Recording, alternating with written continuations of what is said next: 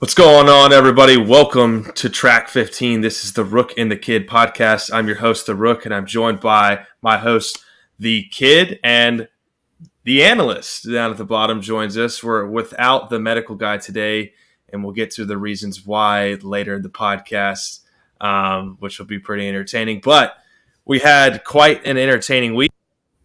One of the things that we wanted to cover as we get going, of course, we're going to cover the Dallas Cowboys' brutal loss to the Arizona Cardinals.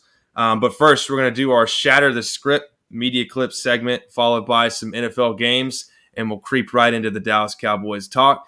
And then we'll catch you with some 2-minute drills, some stats that you might have missed, some injuries you might have missed, some 3-leg picks from the Kid, some stardom sit-ems from the Rook, a couple power rankings, and we'll wrap this bad boy up.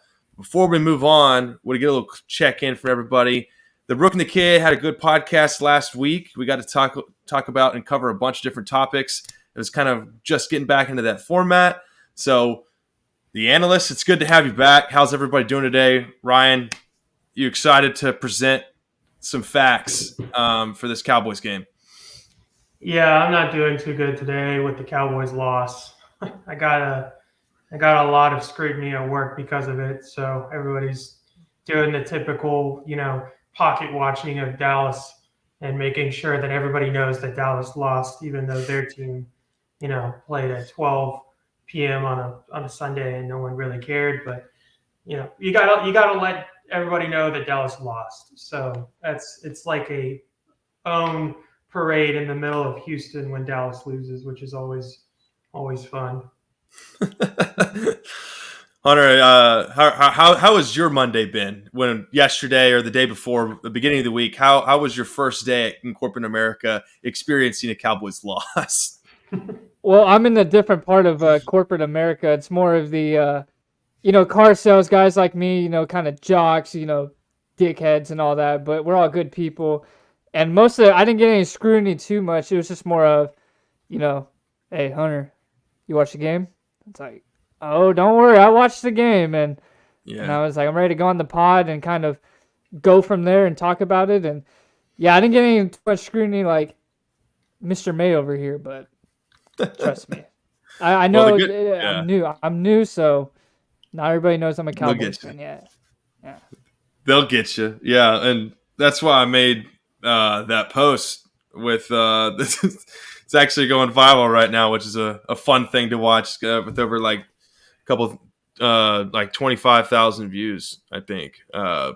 So it's always fun making memes. But let's get into our Shatter the Script segment, and we're going to start with RG3 talking about how the Cowboys miss Zeke, and this should be quite entertaining for us because we've been through this before. Your job when you pay a quarterback Let's a lot take of a money listen. is to protect him, right? So if Dak's reluctant to use his legs in those situations and they don't want to do, really organized quarterback runs out there for him, I don't have a problem with that. The problem I have is it felt like 2 or 3 years, everyone at this network and around the world was talking about Zeke being washed. Yeah. But the bottom line is the Dallas Cowboys miss Zeke right now. Right, last year he was 17 for 21 on 3rd and 4th down conversions, short yardage situations. In the red zone, when you have a hammer like Ezekiel Elliott, it can take a lot of pressure off of the quarterback. That's not the only thing that they miss. These guys have the personnel to go out and get guys open. We're talking about Brandon Cooks and CeeDee Lamb and Michael Gallup. These guys aren't slouches, but what they are missing is a tight end in the red zone. They need that body presence to give them that mismatch. And the only guy out there right now that I feel like they could go get would be to go trade for Kyle Pitts in Atlanta. And I don't know what they're going to have to give up to get him. I don't know what they're going to have to give up. I was wondering where I saw that from. That Jason Witten type that they're missing right now to create those mismatches in the red zone. Your job. Excellent work, RG3. We're so proud. RG3. Yeah, great work. Excellent work. Ryan, I will let you have the first go at this. What are your first initial thoughts from listening to RG3 on Get Up ESPN with Mike Greenberg? Well, I'll just read the tweet he put out as well, and then I'll debunk it. First off, tell me you didn't watch the Cowboys game without telling me you didn't watch the Cowboys game. So Zeke was their hammer. Last year, he had 12 rushing touchdowns, and the Cowboys had the number 1 red zone offense in the NFL. Cowboys are 3 for 11 in touchdowns in the red zone the last 2 weeks. We're 1 for 5 on Sunday. So with or without these guys, they miss Zeke more than Kellen Moore. So I'm just going to go ahead and start with this. The Cowboys, when they got in the red zone, almost all of their first and goals were from the 10. And I will pull out my other chart that I have up here or on my phone. Go ahead. You pull out showing up. The Cowboys, on first down, ran the ball from the 10 100% of the time. So you think there's any type of predictability there? A little bit. 100%. First and goal, we ran the ball. We're on the 10-yard line. If we're on the 10-yard line, that's just almost a waste of a down. You want to be running on first and goal, like inside the 5, inside the maybe even the 6-yard line, get you closer to kind of set you up for your different play calls. The Cowboys ran every time on first and 10. So we're already behind the chains. And usually you would sometimes run on first and 10. That's okay. I don't have a problem with running first and 10. Personally, I like to mix it up and get like a pass play in there. But if you run on first and 10, on the 10-yard line, all you're doing is squeezing the box. And then now you have no room to throw the football. So why not try a first down pass since we're doing these underneath routes? Why don't you try that? But going back to what he said about Zeke. On Sunday, the Cowboys were 5 for 5 in short yardage runs. They're better in third and fourth and short than they were with Zeke last year statistically. And then going even farther back, we had 3 out of our 5 offensive linemen missing. So to say that it would give time for Dak, in that situation, it's not going to give time for Dak. What we're running in terms of pass plays on the goal line is we're running rollouts that if you go watch the film, CeeDee Lamb is covered by 2 people. Jake Ferguson is covered by 2 people. And then you got a guy in the flat, Michael Gallup, that is covered by 2 people. So Dak has nowhere to throw the football. So at that point, why are we running rollouts that flood zones where you don't have the whole length of the field to run those kind of plays? You want to be running stick plays or option plays where the tight end's running an option where he's got to read the zone. Yeah, not triple option. Yeah. Yeah. Not the option they called it on Sunday, that's for sure. Yes. And now the only thing I won't argue against that is like using Zeke or Dak's legs. Like I'm all for that. But in that situation, when you're playing the Cardinals, you don't have to use Dak's legs.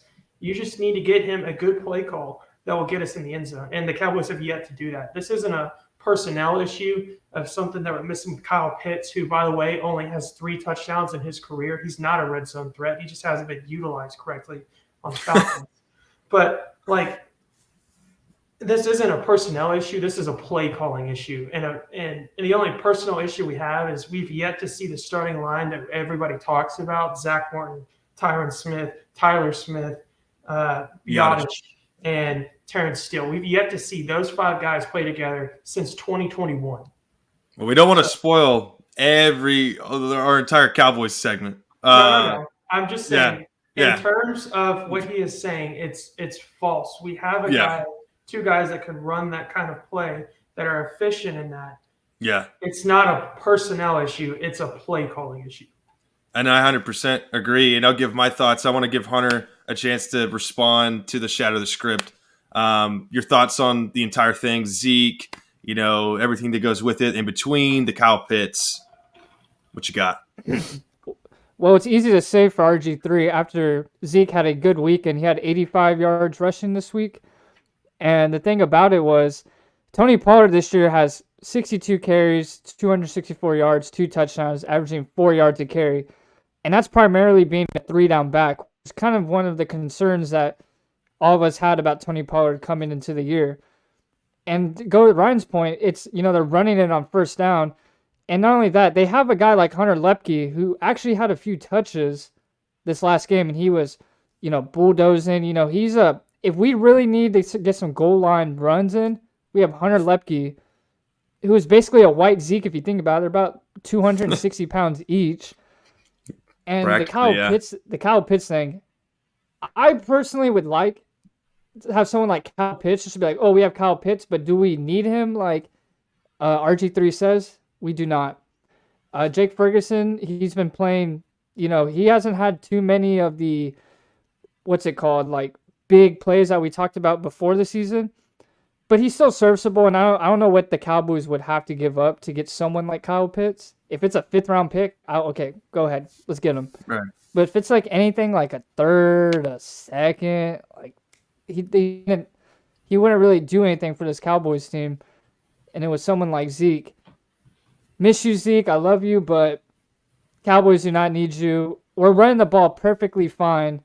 It's a play calling in the red zone to begin with. I don't know if Zeke was there, I think the play calling would be the same, especially with the whole new coach and what they're doing. So yeah, but Tony Pollard has been he's good enough to where he can get those goal line runs. It's just the point is they're not giving him the ball inside the 5.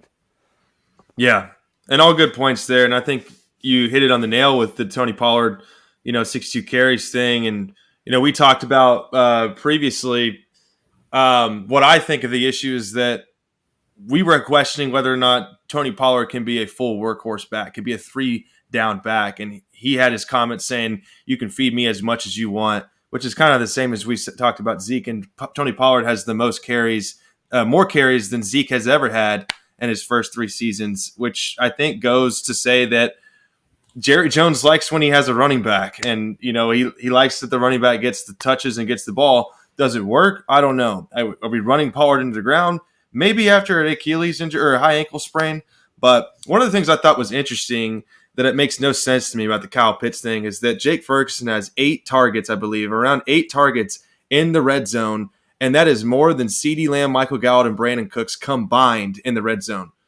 Why, if for a tight end like Kyle Pitts, who has only caught 3 touchdown passes in 2 or 3 seasons or whatever, who has poor red zone efficiency, you can argue quarterback play, whatever.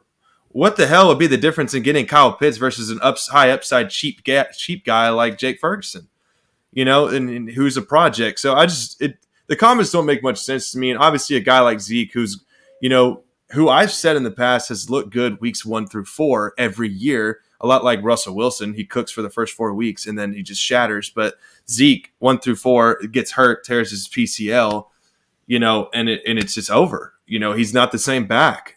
Yeah, he's a full complete back, but he can't play that full season anymore. He's been running to the ground. So yeah, I don't think those were very smart comments. Obviously, I think it was worth shattering the script, on those comments. But we'll transition into the NFL recap, and we'll start with our first game. Obviously the Thursday night football game, Giants versus the 49ers. 49ers came out on top of this one 30-12. This wasn't really a game. The Giants were without Saquon Barkley. But we got a couple highlights. Anything that y'all wanted to, what were y'all thoughts on this game? Hunter, I'll start with you this time. Just talk about them missing Saquon, any type of mishaps or interesting inquiries you thought out of this game. Well, it was already going to be a complete mismatch on paper, and seeing how the Giants were against the Cowboys and even the Cardinals. Even though they didn't have Saquon Barkley, they also didn't have Andrew Thomas and Ben Bredeson. So that's already 2 offensive linemen out for the game going against this notorious defensive line led by Bosa. And then, they're sorry. Bosa. Yeah, even though the Niners were missing Ayuk, you can throw Ronald McDonald in that system, and it's probably going to work out. You don't need to be at full strength to be in the system. You obviously seen it with quarterback play, Debo missing games last year. This team does not skip a beat. You can throw anybody in that system. And C-Mac, 12 straight games with a touchdown in the games he's played. He's probably going to be a runner-up for Offensive Player of the Year, and also with he's probably going to lead the league in yards per carry. He's averaging about 5 yards a carry right now. Obviously, and he's probably going to lead the league in rushing as well. But yeah, just a complete, dismantle. The Giants kept it a game for about 2.5, 3 quarters. It was a tight game. And then by the 4th quarter, Daniel Jones is, not doing his thing. He can't throw the ball downfield. You have 2 completions for 137 yards. That's like 6 yards. That's like 6 yards a catch. And You know, you're not if you don't have two starting linemen, especially going against a defensive line like that, it's already going to be tough. You saw the Cowboys, you know, later with the Cardinals game, but just going against the 49ers and not having Saquon, your best weapon, you're not going to do anything. And like you said, the Debo is the white Taysom Hill, or the black Taysom Hill, basically. And he showed that he's going to catch everything fine. He did have that 27-yard touchdown catch, which was a nice route, but that's not who Debo is. And 49ers, best team in the league right now. So I wanted to let the record state that is not the first time that has been said. And obviously, it was a semi-troll, but I could always pull out the passing charts or the reception charts for Debo, but there's too many to count. And, you know, upon request, I can always provide those. But, Ryan, what were your thoughts on the 49ers Giants game following Hunter's comments? Well, I think Hunter hit it right on the head. This was a mismatch on paper. I'm actually pulling up Debo's chart right now. And, I mean, everything he catches is, like, close to the line of scrimmage. He actually had 12 targets in the game. But, you know, this is what I've been saying about the Giants for a while now. They're a type of team, and even before the season started, everybody was claiming they're very good. They were going to be good, and their defense was going to get better and all of that. But, I mean, they're the type of team that if they get behind 14 points, they are not going to be able – they don't have the firepower on offense. They don't have the weapons for Daniel Jones, unfortunately, to keep up with those kind of plays. They thought getting Darius Slayton Darius Slayton in the game would get him some type of, you know, help. He hasn't been good for 2 years. Darren Waller being out there, he got 7 targets and only caught 3 balls. They're playing the best team in the league. I mean, the 49ers are by far the best team in the league, and it just was a mismatch on paper. Following up with McCaffrey, I mean, like what Hunter said, I mean, this guy just is unbelievable. If fun fact, and I was actually going to say this during the 2-minute drill, but if you put $100 on McCaffrey touchdowns 13 games ago and rolled it every single, like anytime touchdown, and rolled it every single time, you would have $4,000 in your pocket right now. You would have enough to bag a Miami chick. That's how much you would have. He's unbelievable. So, I mean, the Niners just kind of proved that they could play, outplay their opponent again. And, you know, they didn't beat them like the Cowboys did, but they beat them in a different way where they just kind of slowly and methodically took care of the game. And, I mean, this game, I stopped watching them like the fourth quarter. I mean, by that time, you could just tell the Giants were cooked.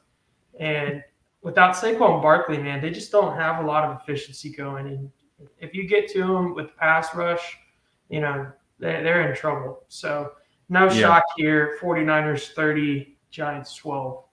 Yeah, I think it speaks a little bit to Daniel Jones that they struggled without Saquon Barkley, but it also goes to show how valuable alone an effective running back can be for any offense, especially one that might be centered around run first, run developing a pass type offense. The one person that I think has been overhyped a little bit, I think they need to come down to earth a little bit, but also give some respect, is Brock Purdy. You know, talking about how he's going to be, I think Tony Gonzalez did say he was going to be a top 5 quarterback in the next 2 years. I think he needs to kind of review his comments a little bit. And just like y'all mentioned, every quarterback that's in that system has thrived and has won games and Jimmy Garoppolo made a Super Bowl with this offensive scheme. Sam Darnold would cook with it. You know, like Hunter said, Ronald McDonald would cook with this. And that is not a bad thing to have. I mean, holy damn. Like, I would love to have a system where the quarterback never screws up. But, you know, what I've noticed about Brock Purdy is he has God on his side. He gets away with a lot of interceptions. And yet he still is a pretty efficient quarterback, but he doesn't have to do much. He doesn't. I mean, honestly, you're running swings, slants, picks, and bootlegs pretty much all day, plus a 5-yard option route to George Kittle, who gets 38,000 yards after the catch. I mean, that's just the way their offense is built, and that's no disrespect. They execute it perfectly.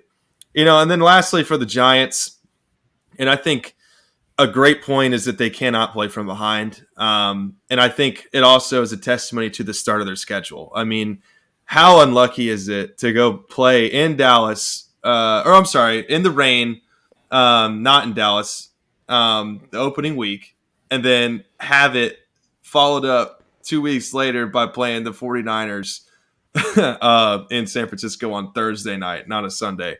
I just think that's a bad beat, but anyways. Yeah, one note I'll add to what you just said is it's still shocking to me how well the 49ers can hide a quarterback in their system. And that's what irritates me about people when they talk about Brock Purdy is like, yeah, like he is being efficient. Like in this game, he was 25 of 37, 310 yards, 2 touchdowns with a QBR of 58.3. Like, that's good numbers, but it's just that system. I mean, Jimmy Garoppolo, who's leading the NFL right now with 6 interceptions, and if you watch the Raiders, he's not doing anything special. But when he played for the 49ers, like everybody was like, oh my God, Jimmy Garoppolo, oh my God, look at him, he's pretty good. He went to the Super Bowl. It's like they're the only system in the NFL that you can just throw a quarterback in there and all of a sudden it's seamless. And props to Shanahan on that because that's a really hard thing to do and the most important piece of your football team. And it helps when you have a top 3 defense to complement it. Yeah, and the highest paid running back and the highest paid tight end and the highest paid left tackle and the highest paid defensive end. Like that I don't know how much longer that's going to last. Well, but, I mean, they're a good football team. It's so funny though, because even if Purdy win, like if I was Purdy, I'd rather win a Super Bowl than be a top 5 quarterback, because I think he kind of, I don't know psychological thinking, but if he thinks that he can be a top 5 quarterback just because he won a Super Bowl or he puts up efficient numbers, like you said, go back to Jimmy G. You could probably throw Sam Bradford in there, and Sam Bradford would probably, they'd be like, oh my gosh, was New York using him wrong? Maybe, Yeah. but the thing was, you put Jimmy G in there, rush the ball 8 times in an NFC Championship game, and then make it to a Super Bowl. But when push comes to shove, that team, I'm not even sure that team is built to play from behind with a quarterback that's he's not a bad quarterback, but he's really more average than anything. So he's gonna have to, you need him to throw probably like 40 times a game to win a game. There's a difference between throwing 40 times and you're ahead the whole time than playing from behind. I just don't see them doing it. Yeah. And let's transition into the Miami versus Denver game.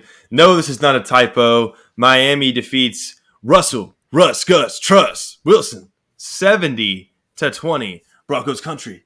Let's ride. Any first thoughts to this game? Ryan, I'll let you start off.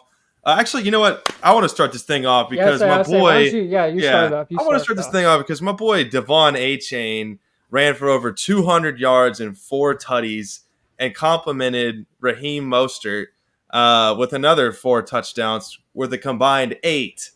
And that's not all. So shout out to my boy A-Chain. I was right, which wasn't a very hard thing to be right about, but it always looks worse when you're an A&M fan saying that an A&M player is going to be the bomb. But props to Hunter. He said it first, and he said it on this podcast as well. But it was super exciting to watch them play, and I don't know why in the world they left Russell Wilson in down 50. I mean, it might have been celebrity punishment. Ciara might have made a call down to the field and say, put my husband back on the field. Put my damn husband back on the damn field. I don't know, but what an atrocious performance that is. And the fact that Sean Payton had sass after the game to the reporters. What did you just say? What did you just say? You got beat by 50 in a professional football league. You got beat by Alabama and you're Chattanooga. That's what happened. That's crazy. You got beat by Tua Tagovailoa. But hey, Tua turned the ball over. Tua turned the ball over. But hey, he's the only quarterback that has really wowed through the first 3 weeks, which by the way, his numbers through the first 3 weeks are exactly the same as they were last year. Stat by stat. It is crazy. But I want to know what you guys' thoughts on the game as well. So, Ryan, I'll let you go. Then Hunter, I'll let you go next. Well, you want me to start with the Dolphins or the Broncos? Let's hear. I want to hear. I want to hear that. I want to hear Russ. I want to hear Broncos. Yeah, I want to hear Russ Okay. trust Gus Bus. My first comment on this is the Broncos team is fried. They're done. This is just there's no coming back from this. You're 0-3. You just got beat 70-20. And I mean, everybody thought that hiring Sean Payton and getting rid of Nathaniel Hackett would fix this team, and it did nothing to help this team. I think your real problem is Russell Wilson.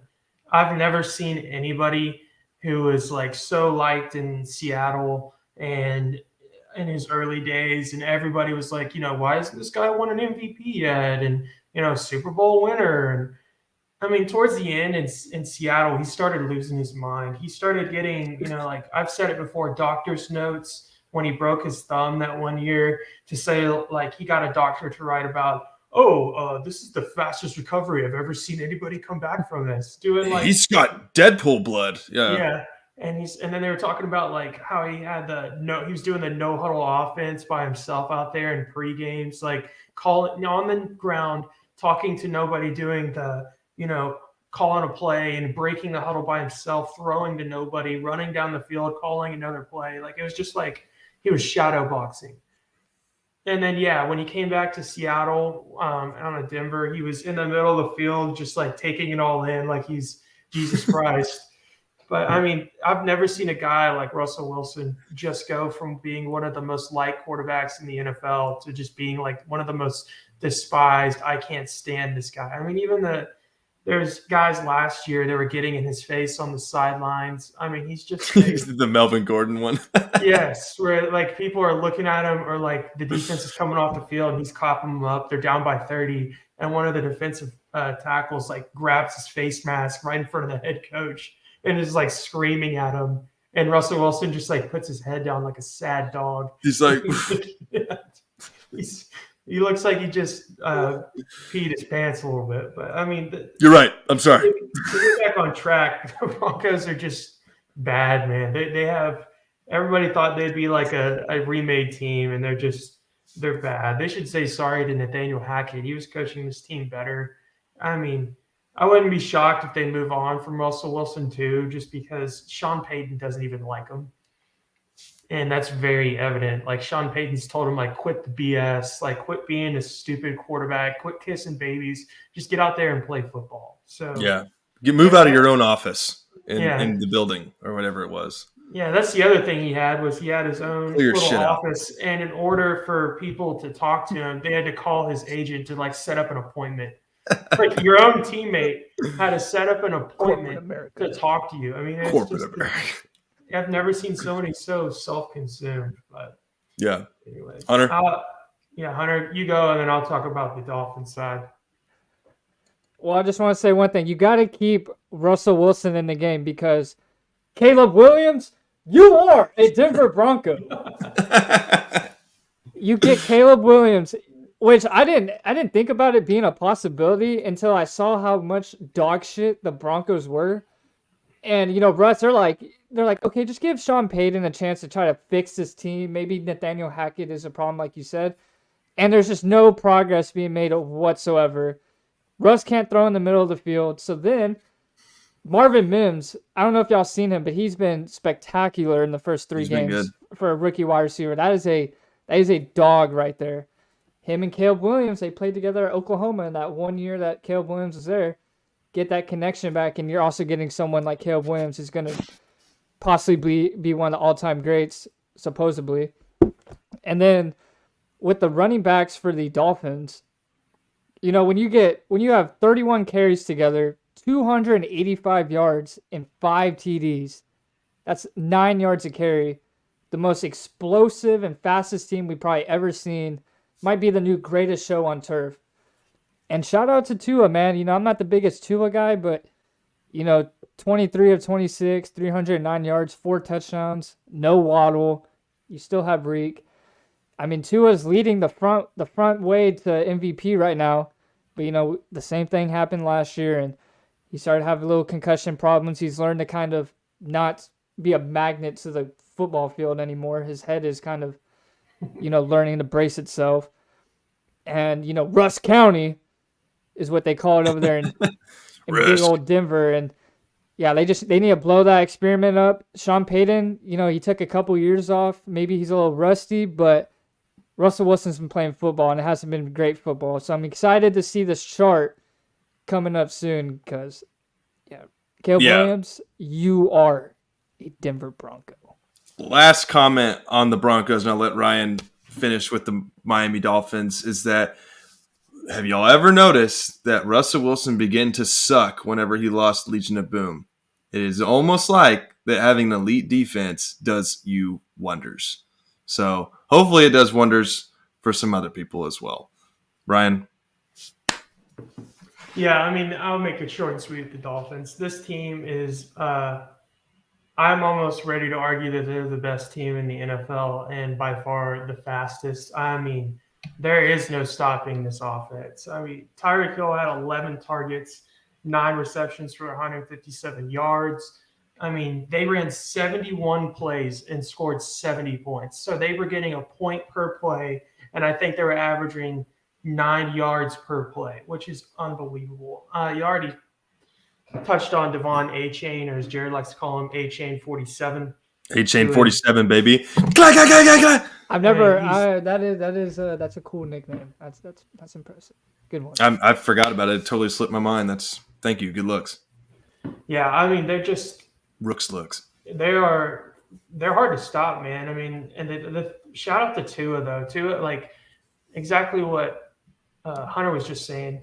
Like Tua last year in this space when he was healthy was really showing out, and you can tell that him and Mike McDaniel have a good relationship, and a lot of coaches a lot of players like that young coaching stuff that they got going on there. And I mean, at this point, Mike McDaniel is just playing with people. I mean, it's literally like there's a joke that was going around on Twitter that there was a guy in the stands that was dressed like him, and the joke was like he was standing there like, all right, who's on your fantasy team? Who do you want to score? All right, hold on, I got you. Like. It was unbelievable. But, I mean, A-Chain played really well, and Raheem Mostert is a very silent but deadly running back. I mean, he's 30 years old. He didn't play 2 to 3 years into his NFL career. He finally made the team on one of the teams or on the Dolphins, and he had 13 attempts, 82 yards, and 3 touchdowns. So, I mean, that team is full of speed. They're going to be hard to stop for any defense. So I would like to see them play like when they play the Bills, which I think is coming up. That's going to be a really, really good matchup. They're playing at noon on this Sunday, and everyone's like, "This is criminal for this game to be a noon game." Oh yeah, which you would think. I get it. Like last year, not having them for like the 3:25 games, but then you kind of you saw them last year, and you're like, okay, we should probably make this like a game of the week. But instead, I don't know what time the Cowboys play. They'll probably make the Zeke return game of the week. No, guess who we get to watch on Sunday Night Football? Zach Wilson. That's who we get to watch. Oh, the Chiefs and Jets. Yeah, it's That's going to be a blowout. That's going to be effing fantastic. But before the season too, when we were talking about the Cowboys schedule, and even I was looking at tickets, and I was like, what game? I was like, which games do I really want to try to go to? And it was like Eagles, Cowboys, December 10th, and then they play the Dolphins. Then they play the Dolphins on Christmas, and I was like, I want to go to that game. I want to watch like Tyreek Hill and them, just that fast-paced offense in person, and it's in Miami. And I was like, yeah, we're not stopping them. That was even with Trayvon Diggs. So I can't imagine what's going to happen. It might be a little, I don't know, we might not be able to do the pod after that Dolphins game. It might be I don't know. We're here now.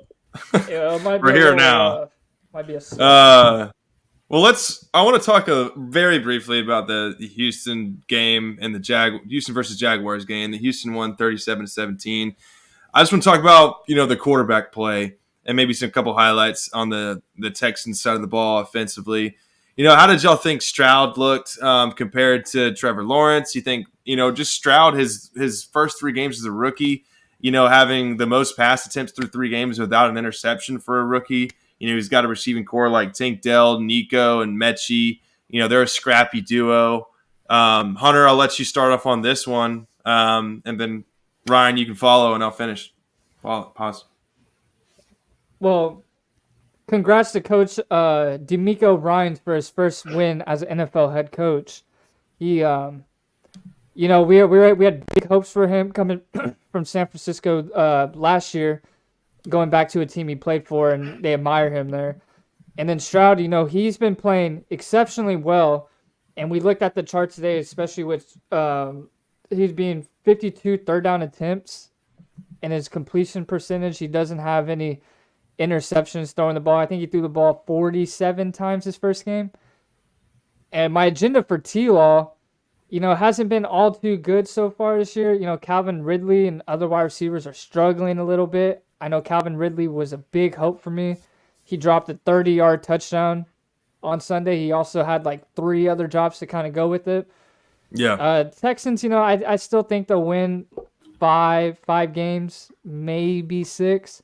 I think the Jags will figure it out, but it's not too concerning yet. But also my agenda right now is going, but it's okay because long season. It's a long season. We're going to take it to the chin, no homo. And Tank Dell, he looks like he's going to be a serviceable wide receiver in the league. I wanted him to be a Cowboys legend. He was in all my mocks, but, we got Brandon Cooks. Tank Dell, he looked good. He had 5 catches, 145 yards, 1 touchdown. If he can just keep stuff up, if he can keep doing that, that's great. But, it showed the kind of glimpses of what Tank Dell can be in this league, and especially for a franchise like Houston who needs a lot of help. But it's good that they got a dub for Coach Ryans, and congrats to him. Yeah. Good points. Ryan? Yeah, I mean, the only notes I have on this one is that CJ Stroud seems to be playing very well. I think he actually broke the most attempts by a rookie without interception. I think that was actually held by Dak in 2016. But he's playing really well. This is actually going to be the best QB to come out of Ohio State. I doubted him because I've always said that when you play at Ohio State, the system is meant to just get wide receivers wide open. And I think that's why you see problems with Justin Fields, is he's used to throwing to just receivers with separation of 5 yards or more in the NFL. That just doesn't happen. But CJ Stroud is showing day in and day out that he might be the best rookie quarterback taken from this draft. Tank Dell, I mean, that's someone that we had in a lot of our mocks when we came out. But I mean, he had 5 receptions, 145 yards, and a touchdown. His longest was a 70-yard bomb, and he had 7 targets. And then, Nico Collins has been there too. So they got some decent weapons that are young and kind of under the radar, and that's good. One of the guys I was high on for the Texans was Dameon Pierce. He's still struggling a little bit. Yeah, that's more because his O-line's pretty battered, pretty down. So once they get healthy, I expect him to get rolling again. And then wait, I thought Dalton Schultz was a blocking tight end. That reminds me, who has the clip of Dalton Schultz where Stroud evades pressure, rolls out right, throws a dot to Dalton Schultz, which of course it's him going to the outside. I've been saying for years, do not throw Dalton Schultz anything towards the sideline, straight through his hands. I'm like, bro, Dalton Schultz, you cannot leave inside the hash markers in the middle of the field. You get anywhere past that, you're probably not catching the ball. And you're toast.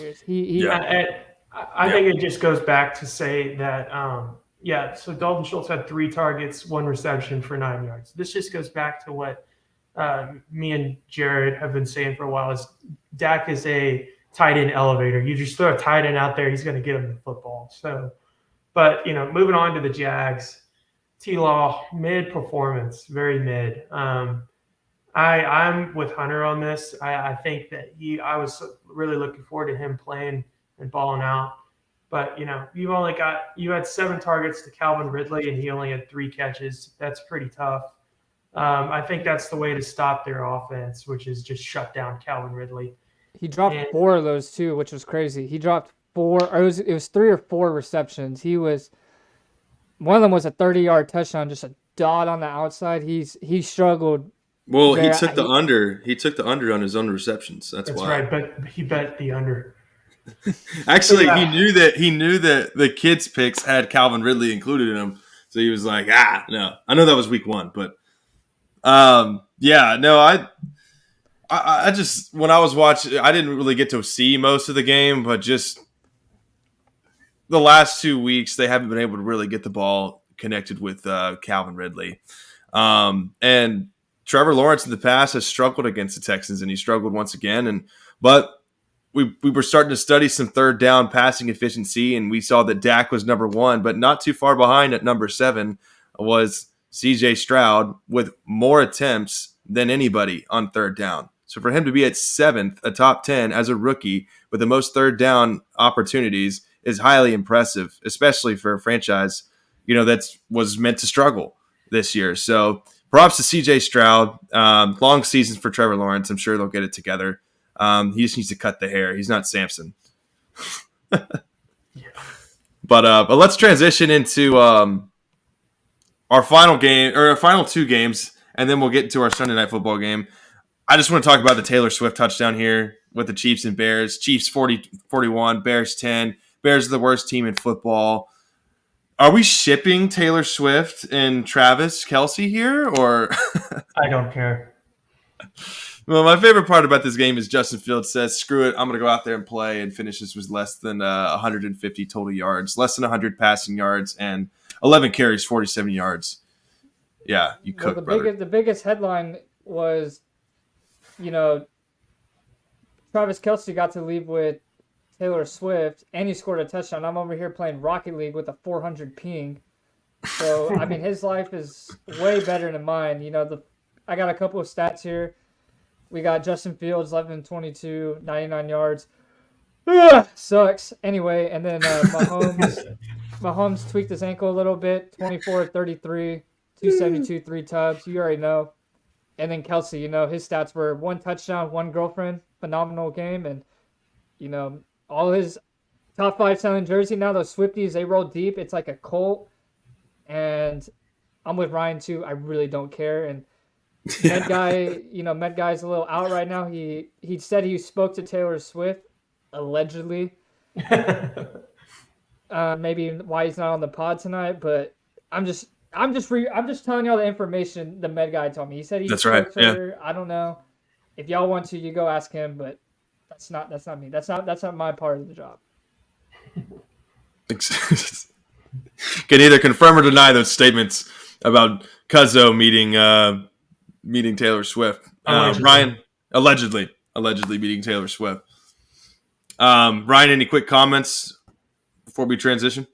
No, just if we're going to play the social media game, I thought it was really funny because it was the most watched game this Sunday, and that's definitely because all the Swifties that don't know football were just trying to see Taylor Swift on their TV. That thing is a cult. Yeah, it is disgusting. She could tell them to go storm the Capitol, and they're storming the Capitol. Yeah, I would argue Taylor Swift is more influential than Donald Trump, and I yeah. But I mean, I saw them trying to compare like zodiac signs for Travis Kelce's birthday, so it's just ridiculous. But not much to say here. This was expected, and like I said, I don't really care for the Chiefs. Starters were out super fast. This was literally like the other social media aspect is this is what people are saying. This is like the game that you invite your new girlfriend to watch you ball out. So that's what the Chiefs did. The Bears, they absolutely suck. I will definitely say this could all of the social media influence they had throughout the last couple of months about how they were going to revamp Justin Fields and new coach. We're going to be so good, and they got to be the worst team in the NFL. They have the potential to have first and second round picks because they have first overall and second overall pick this year because they have the Panthers, and the Panthers aren't good either. So they have the potential to be so bad that they get the first and second pick in the next year's NFL draft. So they have the potential to be so bad to be so good. Yes. Justin Fields is horrible. They need to get him off the field and just focus on the rebuild. I mean, he is a social media QB that has shown you time and time again that he cannot throw the football. He cannot see the field. It's unbelievable how bad he is at playing quarterback. And I don't know how that it's going back to what I said about Ohio State. It's like they just scheme people open and people fall for it time and time again that these quarterbacks are so good. But you go watch Ohio State when they play like Penn State or all these other Big Ten teams that aren't that good. I mean, there's like Marvin Harrison Jr. is wide open because the Ohio State receivers are actually good. And then you watch the quarterbacks in the NFL, they can't do anything. So the only one that's able to break that so far, it's very early in his career, is CJ Stroud. So, I mean, Justin Fields is horrible. He just needs to go on Madden and post a video of him changing his position on Madden to running back and just being like, I am now a running back. Please sign me. So, it's bad. Terrell Pryor incoming. Justin Fields, Chicago, where quarterbacks go to die. They need to do where like Braxton Miller did and just be like, yeah, my shoulder hurts, so I'm now a receiver when he played for Ohio State.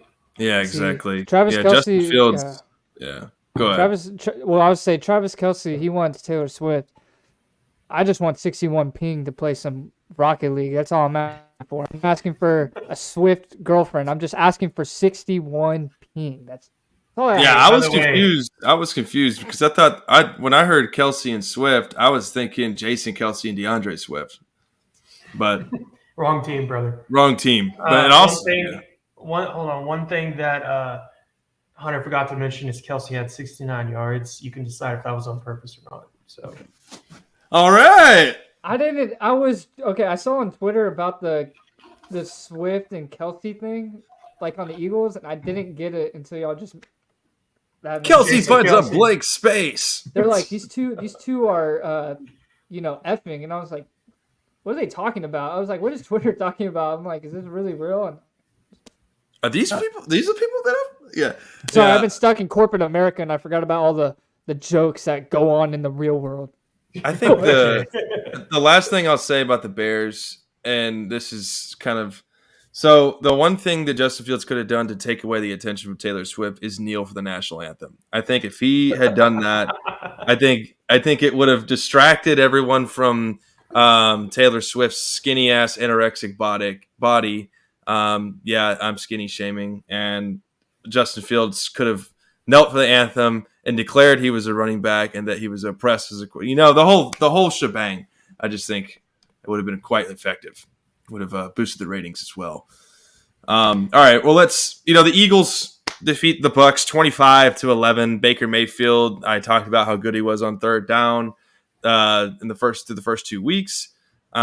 Struggled in this game. I'm not sure on third down or not, but DeAndre Swift, he's definitely the Eagles running back one, rushing over, I think, around 130 yards last night. Gainwell's a good compliment. A.J. Brown and Jalen Hurts got their solid connection rolling. Jalen Carter looks for real, although he should be in prison. Those are comments from me and the medical guy, but the dude is a convict. He should be on the field. But it's good to see, I guess, A.J. Brown and Jalen Hurts get their connection rolling again. But, I'm excited. I got DeAndre Swift in 2 of my fantasy leagues, and having him run around like crazy, Zeke leaping, and Antoine Winfield or Winfield, whatever the hell his name is a good sight to see. So Eagles win another game the same way they've won the first 2 games. So we're just going to score 25 points or so around the first half and then do nothing else. And maybe score 1 more in the fourth. We're just going to maintain. But yeah, y'all's quick thoughts on this game, and we'll finish off with our Sunday night football projections and then move into the Cowboys. Ryan, I'll go ahead and go. Real quick, the Eagles I think they were just trying to prove they could throw the ball in this game. It started raining, and they just started they were already up, I think, 14 points. But they were really forcing the ball. They were forcing to throw the ball. They were forcing to throw to A.J. Brown. So it was, instead of just taking their time and just running the ball like they did against the Vikings and just pound the other team into submission and get the first down and bleed the clock.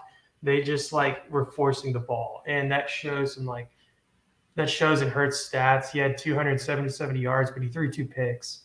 Yeah. So I'm ready to see the Eagles play like a good caliber team. But the one thing I'll say about the Eagles, and I know the Cowboys will get there, but the Eagles, there is a way to beat the Eagles.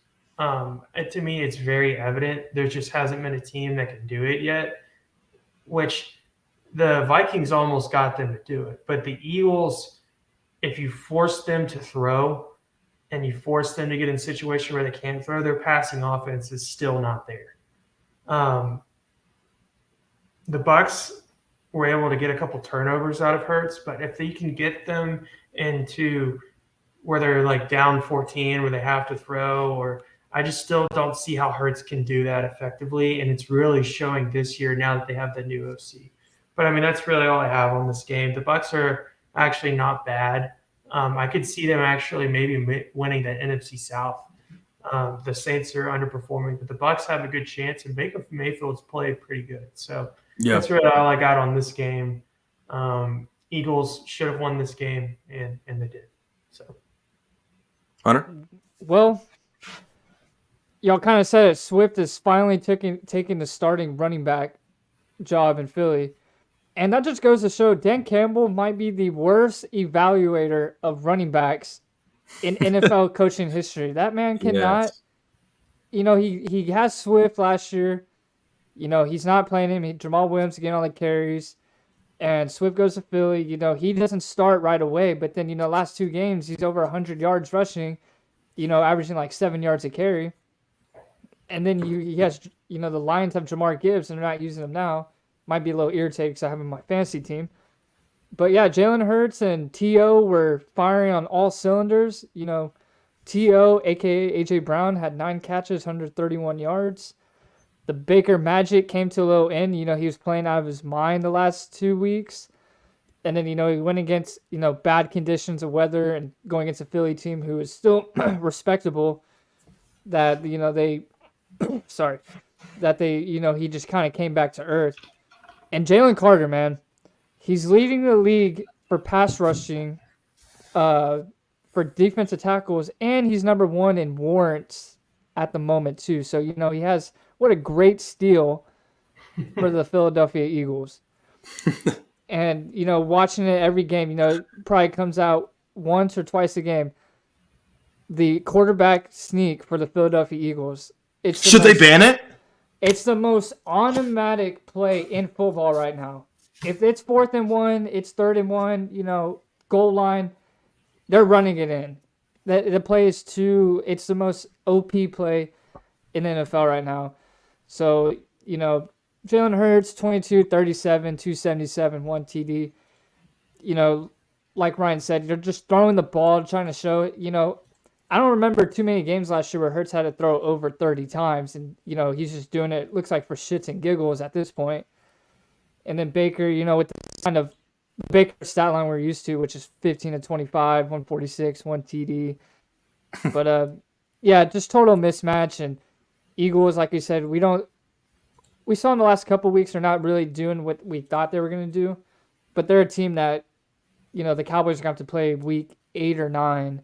And they're going to have to Eagles will be ready, and hopefully the Cowboys, but the Cowboys had struggled last week. So, yeah, and I think Hurts at the beginning so far this year has not looked himself. I think he has been holding on to the football a little too long, and he's gotten away with it. But he's used his speed to evade the pocket and throw it out of bounds and stuff. But when I watch him, I think that he's holding on to the football too long, but he has that luxury with his incredible offensive line, especially when your right tackle jumps 3 seconds early every play to kickstart the line of scrimmage, and that's getting way too out of hand. But, I'm a proponent of the QB sneak because if you have somebody like Jalen Hurts who can get you, who squats basically, what does he squat? Like almost 1,000 pounds practice. I mean, 600 pounds. Like, dude, you got that and the number 1 offensive line, and you got 3 other dudes pushing you from behind. 3 other dudes, powering from behind with their legs and all that kind of stuff. But and it works every time, dude. I don't understand what the problem is. I mean, if you can't stop it, then if we're gonna nerf the QB sneak, then I don't really want to watch football anymore. I mean, the QB sneak is one of the most gridiron plays out there. So anyway. Those are kind of my short little takeaways. And Baker looked like Baker. Buccaneers team looked like how they should look, basically. But Ryan, any final comments? If not, we can move on to the Sunday Night Football game between the Steelers and Raiders. We'll just basically just go through projections that we had. The medical guy actually had a couple comments as well. So, Ryan, if you want to comment on the game first, and then I'll read off the medical guy's comments to follow. Mid versus mid. Yeah. That's really all I got. The Steelers are really good defense. Kenny Pickett's still struggling. They looked better in this game, though. They did, but the Raiders aren't very good. Devontae Adams finally got something going for the Raiders, but meh. Yeah. I mean, it's both of these teams. Like if they played the Eagles, the Cowboys, anybody like that, Miami, they're getting roasted. So I mean, this is just a mid versus mid game. Yeah, I'm not sure what they saw ahead of the schedule, but the medical guy said that both teams are not very good. Intelligent. Pittsburgh is coached better. Devontae Adams and Josh Jacobs need out of Las Vegas. The Steelers need to consider drafting a quarterback. This is horrible for my agenda. I don't believe Pickett is him. Najee Harris looks like PCL Zeke. So this goes hand in hand with my take. Kenny Pickett, I had high hopes for him. I don't really know if it's coordinator or him, but he just had his first 2-touchdown game it's Sunday night. So I don't know. That agenda is not looking good for me, but it's a long season. I just hope he gets over 18.5 passing touchdowns because I have a season bet on him. But yeah, I think Jacob hit it right on the nail. Any closing comments, Hunter, and then I'll break down our predictions. So yeah, Devontae Adams might be the best Sunday wide receiver we ever seen. That man, every single time he scored a touchdown in 13 straight Sunday night games. This following game, he just had 20 targets, 13 catches, 172 yards, 2 touchdowns. Nevertheless, Jimmy G throws his typical hospital ball every Sunday, and he threw about 3 of them to Tay against the Steelers. You know, Tay beats the guy in the middle, and here comes Jimmy G just lobbing it up. Yeah, the Hospital biggest ball. hospital ball. Yeah, he throws, and then there's one on the sideline. Fitzpatrick, I don't know what it is, but for some reason, that dude has a bounty on everybody in the NFL. You know, he's about to spear Devontae down the sideline. Devontae made a good career choice and was like, yeah, I'm not going for this ball. Probably went back to her. Was like, Jimmy, quit throwing me the hospital balls. I don't want to go to the hospital tonight. He stayed in the game. Jimmy G was evaluated for a concussion. After the loss, he had 3 interceptions. Like you guys said, Kenny Pickett had his first 2-touchdown game. I've been kind of hard on Matt Canada the last, 2 years with the Steelers, and He was in Northern Canada. Yeah, and this game he looks a lot better coaching. Kenny Pickett looks good. George Pickens, when he plays, he's very smooth. But like how you guys started off, it was mid versus mid. And Devontae Adams, if he goes to a team that's a contender, be careful. So, yeah, but Jimmy G, quit throwing the hospital balls. Tay, best Sunday night wide receiver we probably ever seen.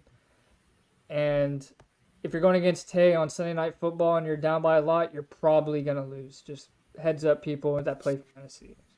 Yeah, Jimmy G's the best hospital ball thrower of all time. I would still say that, like, out of the older guys, that Devontae Adams is still the best. Like, out of the guys that are, like, 28 and up. I don't know. Keenan Allen made a case. Yeah, Keenan Allen is there, too. But I would just say out of pure production, like, those older guys, you got Michael Thomas, Devontae Adams, Keenan Allen. I'm trying to think. Mike Williams, he just tore his ACL. Awesome. I'm just trying to think of older guys that are in the league. How old is Amari Cooper? 28? Amari Cooper's there, 29. 28, 29. And Adams still shows that he's the most dominant, like, older vet in the league. Yeah. If you're not talking about younger guys like Lamb, Jetty, Jamar, those guys. Jetty. Debo. Yeah. Well, so we only had 2 predictions for this game. The kid predicted that the Steelers would win 20-17. So the kid moves to 3-0. And I projected 16-13 Raiders. So I moved to 2-1. Not sure what the analyst or the medic guy projected. I don't think they really cared, and I don't blame them. So we'll just move on to the next game and recap. predict the upcoming game, Chiefs versus Jets. Any score projections? Hunter, we'll start with your scoring projections, and then I'll follow. And then Ryan will close. You said predictions for the Sunday night game coming up? Yeah, just the score projections. I got 28-10 Kansas City Chiefs. Yeah, I've got 27-3 Chiefs. Damn. I'm gonna say 31-10. 31-10. So nobody's picking the Jets. Nobody wants to, maybe just kind of throw in like a like a LaShawn McCoy take. If Aaron Rodgers is out there, this game would be good. But this is not. This is going to be a freaking blowout. Yeah, let me give you all. Travis Kelce better get Swift. Yeah, Travis Kelce should have Swift out for this game too. Okay, so, well, Joe, you're not predicting a touchdown. Ryan, you and I should have a little side bet for this. What quarter will the Jets score the touchdown? Third quarter. Any. You say fourth quarter? Third. I'm going to say third quarter. They're going to get like a lucky Breece Hall run, and then they're going to struggle kind of getting down the field, and then they're going to complete a pass to Garrett Wilson. Everybody's going to be like, oh, my God, Garrett Wilson. And then they're going to score, and it's going to be like, hey, the Jets have scored. It's 31-7. It's like, all right. The Jets have scored to cut the lead down to 27. You know what's funny about that meme, like the Chris Paul one?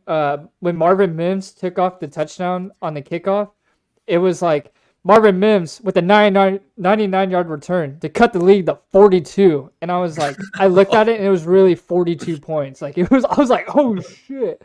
Like, Good Lord. But... yeah, okay, so I'm going to go second quarter. We'll have a little side bet, okay. All right. Second quarter, Jets scored a touchdown. And I only see two ways. They either come out and score the first drive, and everybody's going to be like, oh, my God. And then the Chiefs go 31 unanswered, or they're going to do that third quarter thing that I just said, or it's like they barely get down the field because they come out with like a halftime, like first 15-play script for halftime. And it somehow works. That's the only way to do it. It's going to come from the two scripted play drives. Either the first drive, scripted play, or the third quarter scripted. They come out the gates. Yeah, before we get to the next one, I will say it was like last week. It was like the Raiders scored on the first drive against the Bills. It's like 7-0. Final score, 38-7 Bills. It's like, you get that one touchdown in, and then you're kind of just, GG's rest fried from there. Yeah. You throw out the first 10 scripted plays. Everybody's comfortable with that because you've been running all week, and then you get back out there the second time, and the OC's like, HB dive. Halfback screen. It's 3rd and 15 already. Yeah, you didn't call a play the last two downs. Oh. We got 2 delay of games in the last 5 seconds. All right. The moment everyone has been waiting for. And it took us a while to get here, but we're here. Cowboys versus Cardinals. Take it to the chin. TRAKing the Boyz segment. 28-16 Cardinals. Cowboys struggle. Let's begin recapping this game. And I want to start specifically with what do y'all want to start with? Offense or defense? It's up to you guys. Defense. Let's start with the defense. Defense. Good with you? Okay. Let's start with the defense. Lots and lots and lots of trouble here. I think we had let's start with the penalties for sure. There was a couple penalties in the Dallas Cowboys in the first half. I think there was like 10, which is a record or something. Had to be close to that Thanksgiving game we had against the Raiders a couple years back. Parsons looked a little bit out of it. They completely took him out of the game plan. I mean, they basically made him wrong at every step and point and turn. I mean, and that was it. We looked flat on defense. I watching that team go out there after Trayvon Diggs' injury, saying that we coming, we going out there and we're playing hard as we can to go out and put on that performance is just atrocious. And I can't believe that performance was followed through. I didn't see a lot of participation from John Wayne Thomas and Marquise Bell, which confused the hell out of me as they've been instrumental in the run game. We just kind of threw them out of there and let Leighton Vander Esch, our only white guy on defense, walk around out there like his balls are on fire. I didn't see much of Mozzie Smith. I saw Mozzie Smith in a 4-eye, and I saw Micah Parsons in a 2-eye, in a 2 technique, outside of in the nose guard position. What the hell are we doing there? Our secondary, mid, didn't really get a lot of opportunities because we got so much roasted on the ground by James Conner and Rondale Moore. But, before I continue on, Hunter, I want you to start with the defense, and then we'll transition, and we'll just open debate here. Well, y'all can chime in at any point because it's it should be I think everybody pretty much is on the same page about it. Start off the game, Cardinals drive right down the field, and they don't stop the first quarter. 185 rushing yards in the first quarter. I think the Cowboys ran about 5 or 6 plays, and in the whole time it was, just imagine they couldn't stop anybody with a stop sign. That defense was atrocious. And I've had high praise, and I even said off script about how even though Diggs is hurt, our defensive line will make up for, maybe we're not going to have that ball hawking. Yeah, the pass rush. Yeah, the pass rush is going to make up for, like, the Deron Bland if he's a little beat. We have Micah Parsons, D-Law, we have Armstrong, we have, Osa, all those guys rushing the passer. And that's what kind of made the Legion of Boom so good because they had, those pass rushers going after them. And it was just from the get-go, the defense did not show up. No. And yeah. I'm not gonna get into the offense just yet. But the only thing I will say is I wish this would have probably been a game to where they could have opened up the playbook a little bit more. Yes. But they didn't. Nevertheless, it doesn't give any, if the blame needs to go around everywhere. But since I hold the standard of the Cowboys defense to a high one, they deserve a lot of the blame.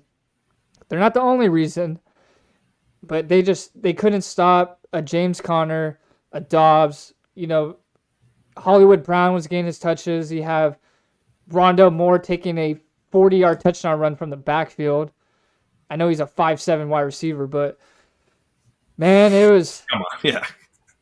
It was just, and then, man, it was tough to watch the Cardinals score on the first 5 possessions. They slowed down a little bit in the second half, but even in the second half when, the Cowboys needed a stop on defense, it was nowhere to be found. And it was just a rough Sunday night. And as soon as the game was going, as soon as the game was about to be over, Cowboys haters, they don't start texting you until about, So it's guaranteed. So it's guaranteed that it's an L. If it's a guaranteed L in the last 5 or 6 minutes of the game, that's when your phone goes, and it's just, oh, this is the Cowboys, oh, blah, blah, blah, blah, blah. And I tell people at work, I'm like, I'm so used to people when the Cowboys lose, just as soon as it starts, my phone's buzzing for about 2 hours straight. And their team could get beat 55-0, 70-20. But always, as a Cowboys fan, just know, no matter what, when they know it's a guaranteed L, your phone will start getting blown up. And it's, I mean, I can't really say anything. I don't have really any praise to this defense. They played a good third quarter, but in the fourth quarter, when we needed to stop, they weren't there. And, if anyone wants to talk shit to me, go ahead, because I'm not defending this team this week. So I just call it how I see it. Yeah. Yeah, exactly. Ryan? I think to add to that from an analytical approach, this defense is really good against teams that drop back and throw the ball. That shows from the Jets game.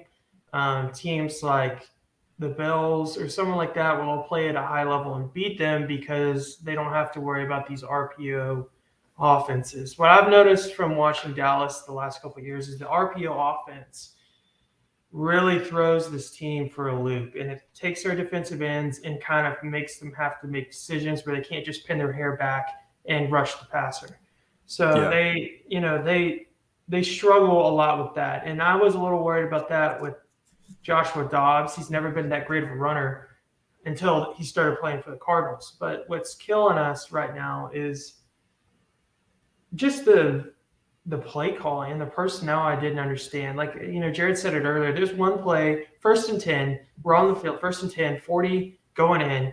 Cardinals have the ball. And, you look at who we've got on the field. So we have Parsons playing a 2-eye, which is a nose tackle position. Yeah. You have Osa Adiguzawa, who is a defensive tackle, who, by the way, has the second most sacks on this team, playing a 5. And you have Leighton Vander Esch, our slowest linebacker for Dallas, the slowest linebacker by far, playing a 7 outside shade technique to cover the boundary. How are you supposed to stop a team with your fastest guy in the middle of the field, your second slowest guy on the field playing a 5, and Leighton Vander Esch playing 7 technique? You can't, because what they're going to do is they're just going to RPO it, throw it in the flat, and that's what they did on that exact play, and they got 5 yards out of it. So, I mean, it's just stuff like that didn't make any sense. Another worry that I have is, and the reason I was having this conversation with Jared this weekend about Trayvon Diggs, is like, if Trayvon Diggs is a top 5 to 7 cornerback like everybody says he is, and people will sit there all day and tell you that, oh, he's not important to his team, oh, he's not, oh, he had 11 interceptions, but he gave up this many yards. The next year, oh, he gave up no yards, but he didn't have any interceptions. He is an important quarterback, and he's good. What is worrisome to me is, like, one, can Deron Bland step up? But two, like, you hired, or you went out and you got Stephon Gilmore to play the opposite of Trayvon Diggs. Well, you're asking a 30-year-old Stephon Gilmore, whose legs aren't what they used to be, and he's still a really good quarterback. But you're asking him to guard guys that are very, very fast, and Gilmore struggles a lot with speed. That's going to hurt the Cowboys in the long run. It makes me nervous to play like Miami. It makes me nervous to play the Eagles when you have Devontae Smith and A.J. Brown. And it kind of reared its ugly head in this game where Gilmore couldn't keep up with the speed on man-to-man defense. So now you got to ask Jordan Lewis and Deron Bland to step up. It was just a bad outing overall, but the defense just really disappointed. I mean, they should have feasted on this Cardinals offense, and they didn't. And that was just very, very disappointing to see. And we'll get to the offensive segment, but giving up, what blows my mind is if you pull up the stats, Dallas had 416 yards. They had 34 minutes of possession. Arizona had 400 yards and only 25 minutes of possession. Dallas was more efficient on third down. Yeah. They had more passing. They had more first downs in the game. They had more total yards on one less drive, but they didn't do anything with it. The thing that killed us was 13 penalties and our defense playing the way they did. I'll let Jared talk about the defense before I get to the offense. But I actually have a. Oh, sorry. Go ahead. I have a question for you to kind of, talk about this Cowboys defense.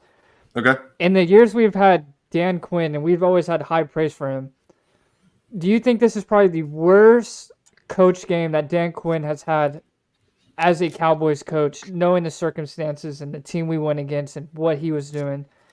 What are your thoughts on that?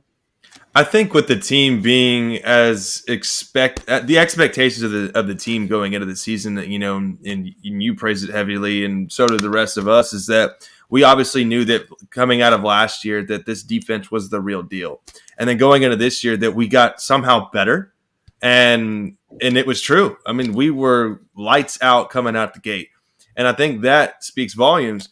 And I don't think week 3 has anything to do with fatigue. I don't think it has anything to do with injuries. And so without one guy, Trayvon Diggs, who, by the way, I love when everybody says this. They says that he's an overrated cornerback. And I stop people and I always go, who the hell on the Cowboys is overrated? There is not one person in media that overrates a Dallas Cowboys player. Not one person. Dak is heavily persecuted. Trayvon Diggs is heavily persecuted. Micah Parsons gets disrespect. I mean, the media is just now finally starting to give him respect. But anyway, to answer your question, yes, I think for a team that we know for certain the Arizona Cardinals are tanking, or at least we thought. And to come out here and watch Josh Dobbs, running all over our throats, and James Conner put up the numbers he's putting against that monster pass rush defensive line edge that we got, DeMarcus Lawrence, one of the greatest, run defenders of his time, on the edge spot. Kudos to Hunter for that take. Yeah, yes, that is unacceptable. But I tell you what, I think and I don't think this is not confirmed. This is just a little theory I have.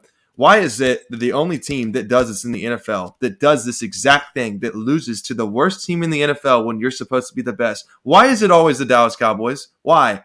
I'm not stupid. I'm not stupid. It does not happen to the 49ers. It does not happen to the Eagles. It is only the Cowboys.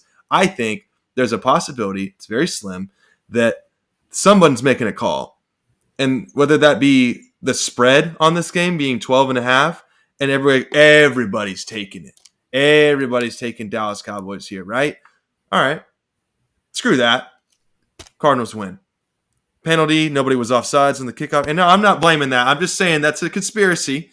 There's no excuses here. I just want to say that could be a possibility if we think if you want to shatter the script and we think the NFL's rigged. But let's flip it over to the offense. Good question. I want to ask you, Hunter, just about kind of get us started with the red zone offense. Obviously, this was a huge struggle. We talked about it last week, and we've had excuses saying, okay, we've played some pretty good.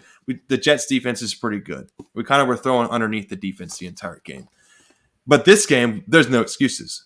We have to get the ball to our playmakers. We can't have our tight end on who's more like a project be our top receiving target. We can't be predictable on first down like Ryan mentioned at the beginning of this podcast. Let's talk about the red zone offense for us and just kind of give your overall evaluations on what you saw.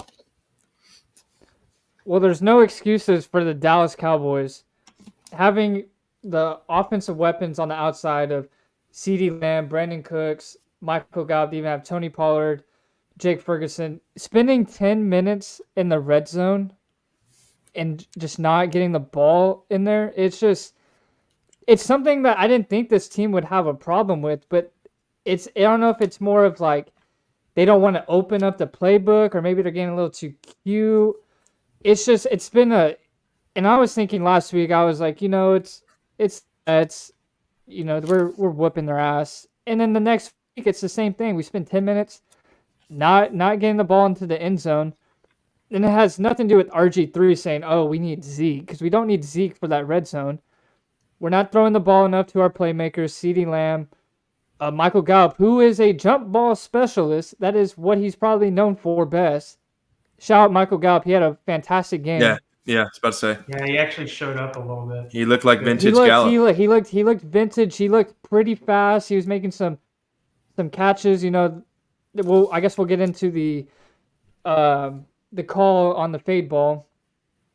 Yeah, and goes to, and then my biggest question too is, we know that it's been known that Dak's orchestrating a lot of the offense nowadays, and it seems like they can move the ball, but when they get Reds, like Dak is like they're saying, okay, Dak, Mike McCarthy's running only these plays now, or is it Dak calling the plays?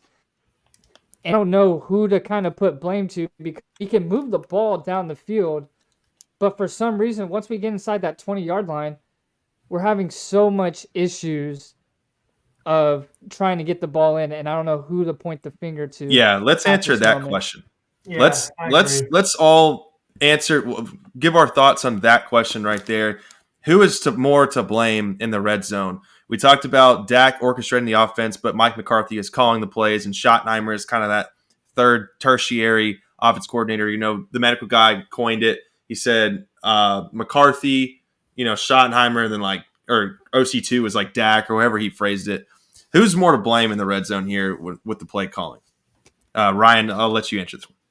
And then you can go ahead. Yeah, I tend to think, and McCarthy said it in the press conference, that it was his doing. But man, it's such a weird thing to see the Cowboys struggle in the red zone like that. We've never had problems in the red zone. We've always punched it in right there in the 20 yards and in. And that's people are saying, oh, I bet you miss Kellen Moore now. And it's like, okay, well, we're 3 weeks into the season. And it's kind of the point I made about Kellen Moore and Staley over in the Chargers organization. They're just trying to outscore their opponents, and that's great. But this team looks good from the 20 from the 0-yard line to the 20 and in. I mean, if they can just fix and get it to their playmakers, then we can we can, like Hunter was saying, we can make it into the end zone, no problem. But the other complaint I have is when we throw it to our playmakers. There was a play at the goal in the end zone where CeeDee Lamb had a perfect ball throw to him. Yeah. And he goes up for the ball, and when he goes up for the ball, he gets pulled and immediately turns to the ref and just throws his hands up, and the ball goes sailing over his head. Two things you can control: attitude and effort. Yes, if you went for the ball and tried to make a play for the ball while he's holding you, you probably would have gotten that PI call. But we're going to sit there and turn around and whine to the ref while the ball is in play when you can still make a play. CeeDee Lamb needs to make that play. Yes, if you're going to be our top guy, and I think he's still, our best receiver, you've got to go up and make that play. Now, going to the Dak interception. This was coming late in the game, fourth quarter, fourth down. I know I've seen the screenshot. Everybody's like, oh, he's the funniest quarterback in the NFL. He's trying to force that ball in there because we're down 28-16 on fourth down. So if you go watch the other plays where he's rolling out and they're trying to shoot it in the end zone, when like the other problem I had is why are we, like I said earlier in the game, that red zone gets tight, and it gets tight fast. The field shrinks. Why are we running flood concepts where you have three receivers all rolling right from the 6-yard line where Dak only has half the field to throw that football when the field is already shrunk? Why are we running that field concept? If you go watch, all three receivers recovered, and Dak is just rolling out to nothing. You don't call that play from the 6. That's on McCarthy, in my opinion. And then what I said earlier is if we're running the ball on first down and 10 from the 10-yard line, first down and goal from the 10-yard line, that's just not helping us. And then to address the Zeke thing, I mean, you put a guy on the 53-man roster to complement what we're missing with Zeke, and that guy's Hunter Lepke.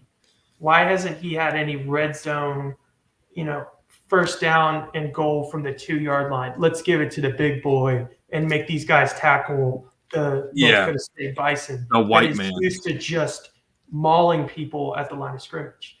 So, and I will say this. I don't want to cut you off, but I don't want to let this escape my thoughts. The Dak interception is not why the Cowboys lost. No, they were beat long before that interception. That is not what beat the Cowboys. However, it was a bad throw. That was a bad throw. He took responsibility for it in the press game conference. He said that the media got what they wanted. He said the media got what they wanted. Let them have their fun. And I tried to look off the linebacker. The linebacker made a play, and he got the best of me. And I like that comment from him. Not a good throw. Trying to make a play, coach. Sort of play. And then you can finish up. But I wanted to get that comment out there.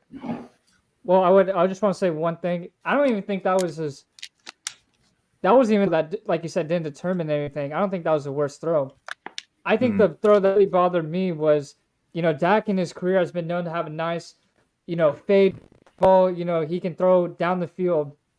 And he underthrows Michael Gallup when Michael Gallup has the guy beat on the outside. And in my opinion, with those plays to where if the receiver has to come back for the ball when the cornerback is he's running with you and the wide receiver comes and makes contact because the quarterback underthrew it. For any team, I don't care if it's for the Cowboys, for the Georgia Bulldogs. It doesn't matter to me. The thing is that I think that was a good no call. I think that the standard that we hold Dak to, he has to make that throw. That throw has to be made. If the throw is made and Michael Gallup drops it, then we're talking about Michael Gallup should have caught that ball. Yeah, but then, I agree with you. Yeah, he just I don't think there should have been a pass interference, especially when the wide receiver has to come back to it. Yeah. And because it doesn't. And if that's your main reason, like if someone's saying the refs have to be in the game, like refs have to make that call. Yeah. It kind of goes back to what I said last week. The Broncos blow a 21-3 lead against the Commanders. And they get back, so they blow the lead to the Commanders. It comes down to the last play, and Gus Bus throws a Hail Mary, tip, and here comes a 2-point conversion. There was a little bit of early contact. It could have been press interference, but the people are be like, well, if they would have got the pass interference, they probably won. But what are you doing, blowing a 21-3 lead against the Commanders? And what are the Cowboys even doing to even put themselves in the situation? Yeah. Defense is playing like shit. 10 minutes in the red zone, you can't get the ball in, and then next thing you know, it's 4th down. Dak's forcing the ball, which if the Cowboys would have scored, everything would have to go right, where they had to stop them, get the ball back, go march down the field, score another touchdown. It's already a lot to ask for. So I'm not really concerned about that Dak interception. I'm more concerned about that Michael Gallup play where that ball should have been made. I think it could have, saved some time on the clock, save some time out, and something could have been a outcome. But nevertheless, the interception, it's into the game. Who gives a shit? Yeah. And Dax, I'll give you your. Go ahead, Jerry. I'll sorry, it's just quick. I just want to get my thoughts on who to blame, and Dak's gonna make that throw. I think it was not a bad throw, but it was a slightly misplaced, and you could have called the DPI there, but Dak's gonna hit that. Gallup made a good route, good play. I think the majority of the blame goes on McCarthy here because he is the ultimate play caller, but I think the minority of the blame can go on Dak as well. I just think as an overall consensus that everyone has a part to play in the pitiful red zone offense. So Ryan. I mean, just to add to what Hunter was saying, overall, Dak did miss some throws, but the thing that I'll say is he got us down there to the red zone 5 times, and that's the problem we're having here. The other problem I have is, like, if we're down 2 scores, we're running the ball way too much, and we just went away from the intermediate passing game. And I have a chart to prove that. The Cowboys in the middle of the game, you're down 14, your defense is playing bad. Like, it's hard to justify running the ball. And then this chart right here shows Dak threw the ball in the middle of the field 3 times, like of 10 or more yards. And I'm talking not just the middle, I'm talking 10 yards, left, right, middle. You threw the ball 3 times. Why are we not attacking the middle of the field with our speed? Couldn't tell you. But I mean, I think that's where McCarthy's got to be better, is when our defense is shutting down, like I've mentioned on this podcast before about flipping the coin. I said that the Cowboys have the ability to flip the coin, and I think they were kind of conservative in their playbook. Well, we need to see that for that to be active. If your defense is going to give up 28, then you got to flip the script and be like, okay, look, we can still run the ball, but let's throw to set up the pass. Let's get this ball to Brandon Cooks. Let me get CeeDee Lamb right here on a slant route. Let's get this ball moving where they can't control, or we can keep them on the field, tempo. Let's go down and score. Kind of like the old Kellen Moore days that we get in tempo and score quick. I'm not saying get in tempo and score quick, but I'm saying get on the ball. Adapt to the game. Yeah, adapt to the game. And that's the thing that McCarthy said he worked on in his time off from the Packers, was learning how to adapt to the game. Well, I need to see that. Yeah. That's the thing that's bothering me, is at first this was kind of a red flag that we couldn't score in the red zone. Now it's a major problem because we lost to the Cardinals. It's still early in the season. We're 2-1. We're still in a good position, but this is the kind of game that, in January, when the Eagles are 14 and whatever, and the Cowboys are 13-4, you're going to look back on this game and go, dang, we should have pulled that off. But contrary to what Jared was saying, winning teams have done this. The Chiefs lost to the Colts last year in Week 3. What in the world? The Bills lost to the Vikings last year. Yes, the Vikings were good, but they had a negative point differential. This is just stuff from last year that I can remember. The Eagles lost to the Colts, or almost lost to the Colts last year, and got bailed out by a Pillman flag. So it's just stuff like that. The Cowboys got to wipe this off. They got punched in the teeth, and they got to wake up. And I think that's what the vibe in the locker room is now, from what I've read from other reports, is, there's guys in there that are disappointed, but they're like, hey, man, we got kicked in the teeth. We need to go home, reset, watch some film, and get active. So I'm really hoping that they wake up, and they wake up fast.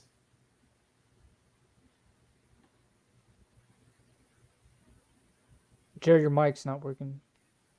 Sorry. I was trying not to catch the water bottle. But yeah, let's transition smoothly into the Dak on track segment. Obviously he was 25 of 40 with 249 yards, a touchdown, an interception.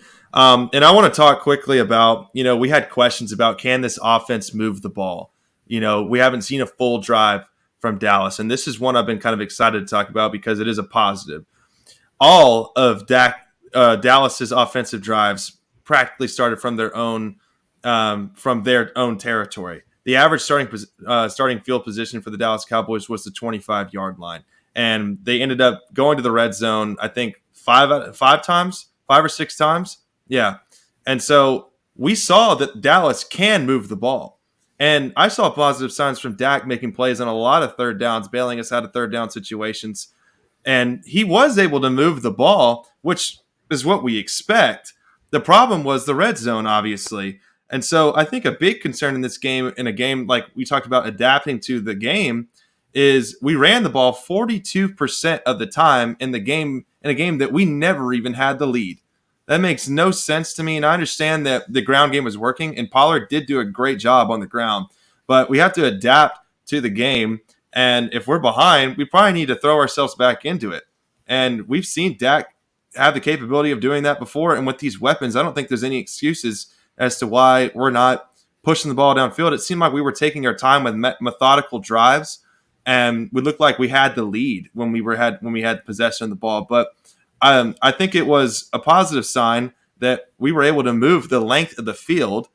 We just weren't able to capitalize on finishes. And I didn't think it was a bad decision to go for it on fourth down, because if we got it, we would have said it's a good call. But since we didn't get it, there was complaints. I don't know what y'all's thoughts are on Dak's overall performance. Obviously Ryan talked a little bit about his passing chart, not so many throws in the middle of the field, and I have the passing chart up here if you guys want to see it. But yeah, I thought it was a positive sign that they moved the ball the length of the field. Hunter, I don't know what your comments are on Dak's overall performance. What you would like to see outside of the red zone, any negative or positive signs there. Well, I'll start with the positives with Dak.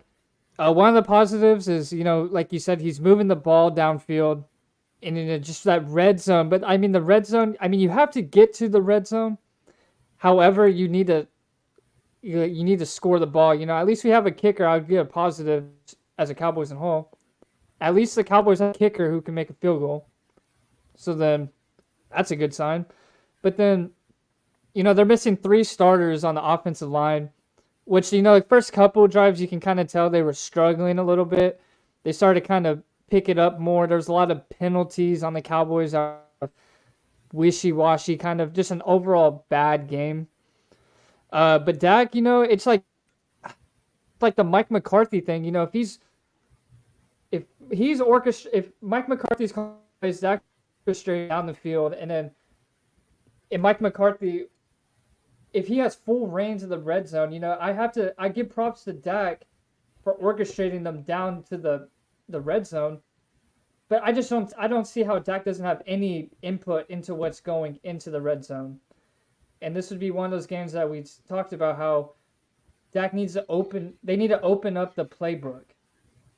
As soon as they were down, 2 scores in the first quarter, and they were already trying to throw the ball every single down. They were just throwing, and the run game was working. I get it with the run game, trying to, going away from it in the fourth, but like in the first half, you could still run it. There's still, 40 minutes of game time.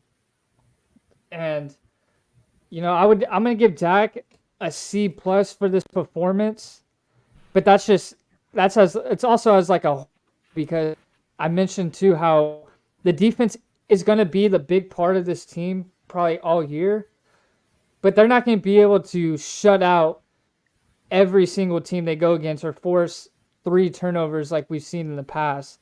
This is one of those games where I would wanted to see the offense more when the defense is struggling like they were, in which the defense struggled a lot, to where, the offense and Dak can, keep them in this game and, win them the game. And it goes to show, like, the playbook's not being open, and just a couple missed throws in the red zone. And we saw a little bit last week too against the Jets.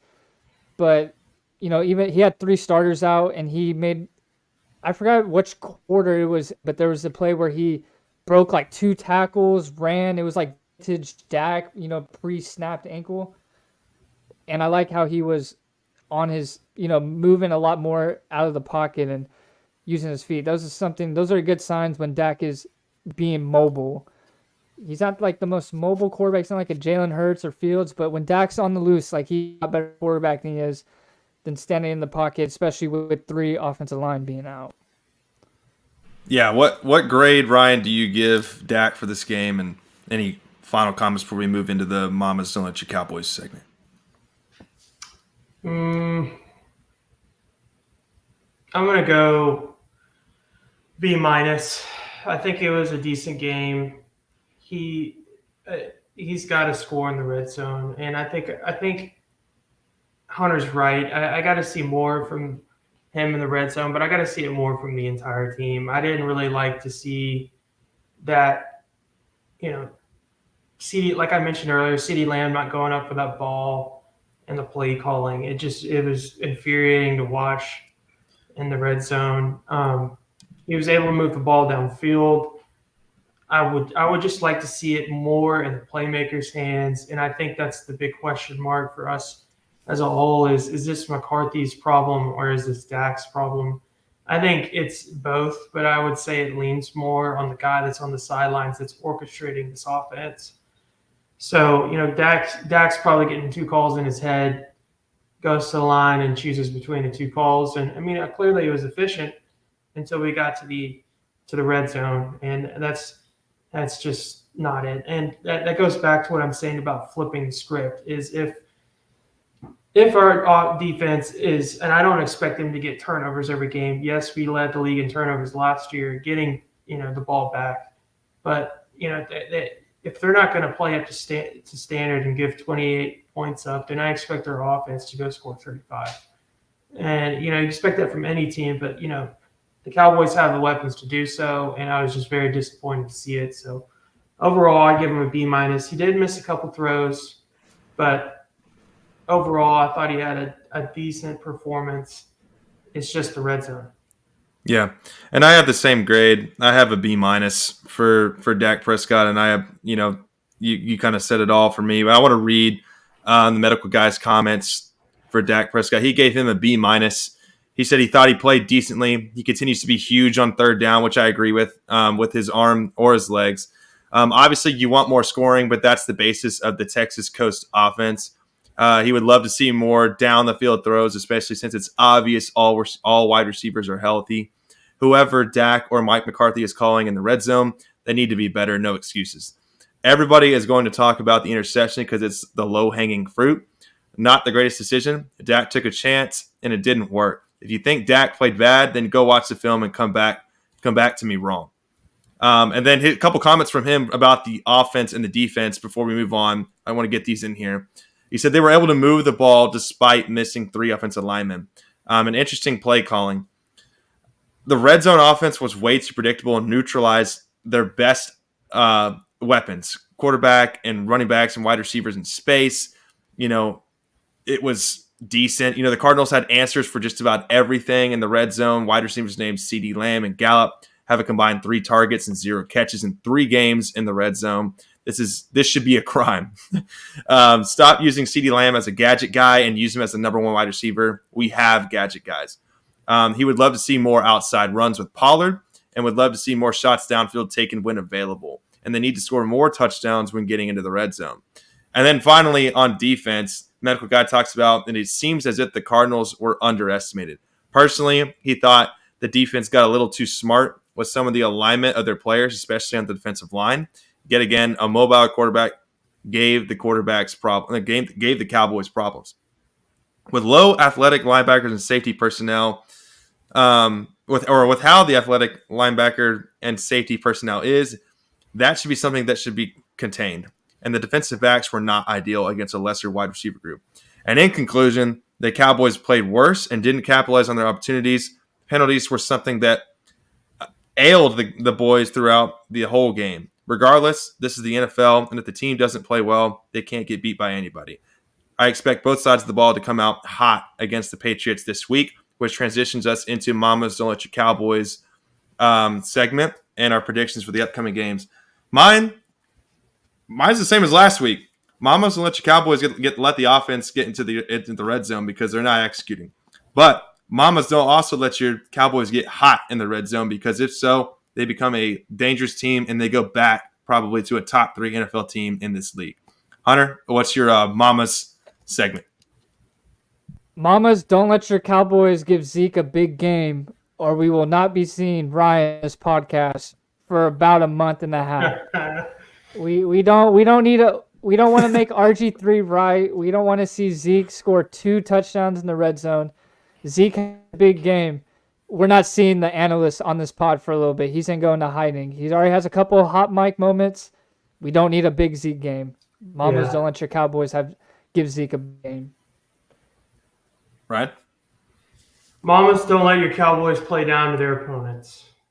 We've seen this at least once a year under McCarthy. Hopefully this is the last time this happens this year.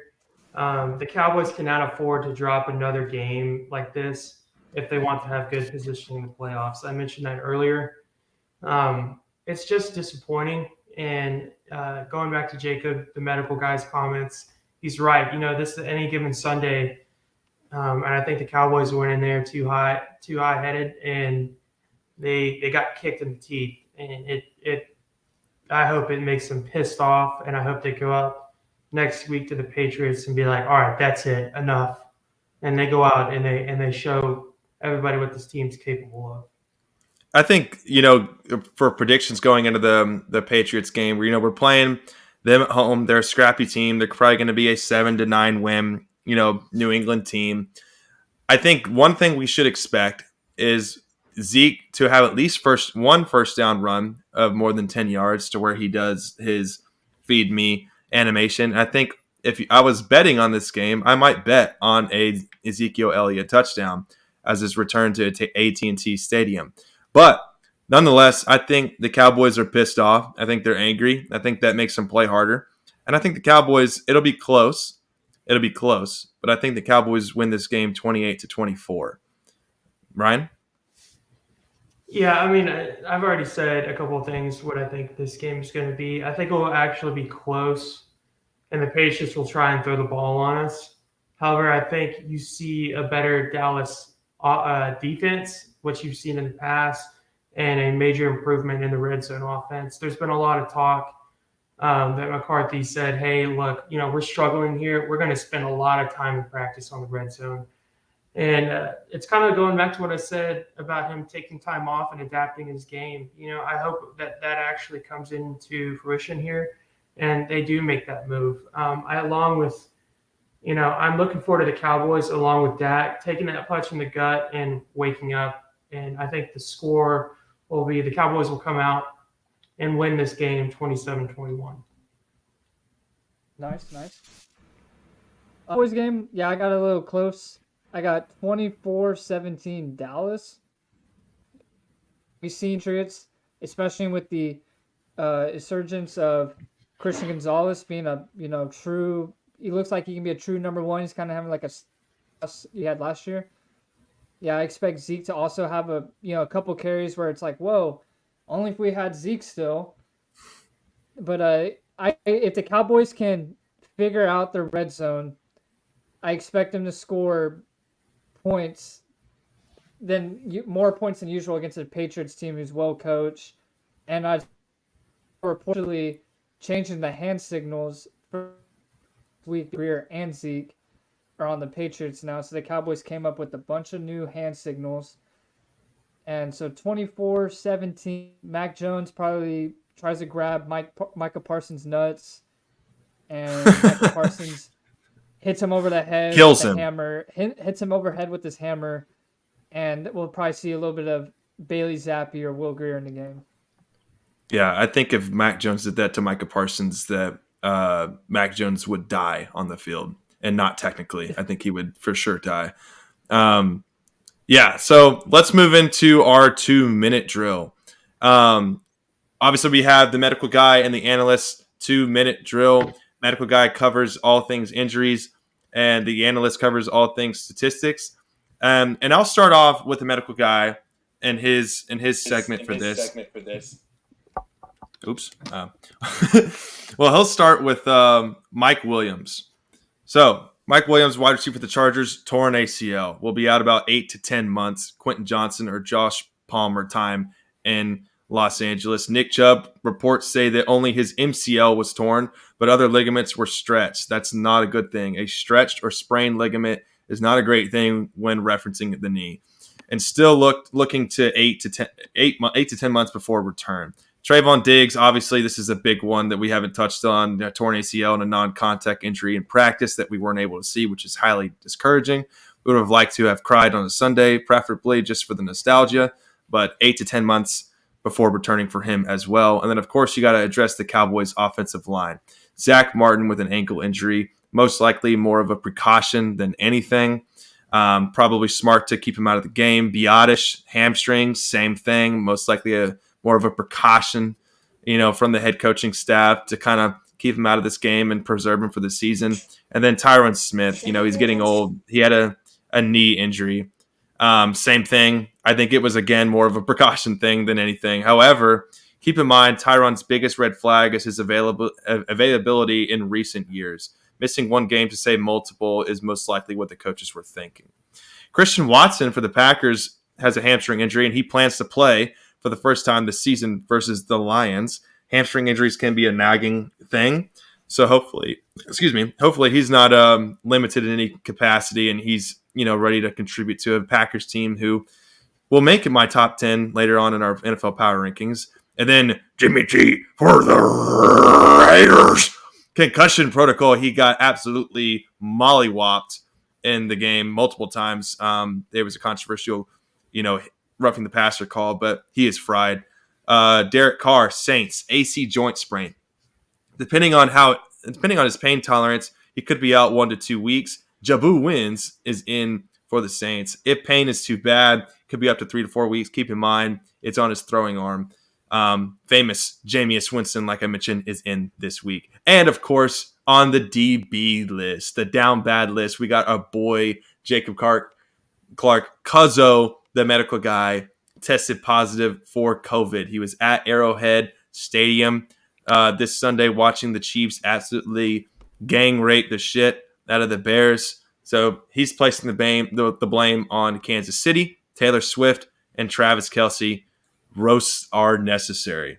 So go get that jab, brother. Watch the Travis Kelce vaccine commercial. Go get that jab, brother, and prevent COVID-19. Just kidding. Do not get that shit.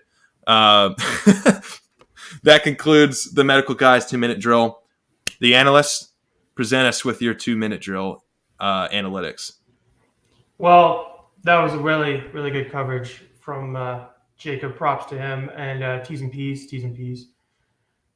All right, so a lot of the stuff that I have in here is some stuff that we covered as we talked through our games. We had McCaffrey, 18 carries for 85 yards and a touchdown. I already said this fun fact, but if you bet $100 on the last 15 games that McCaffrey has scored, you would be rolling in some dough.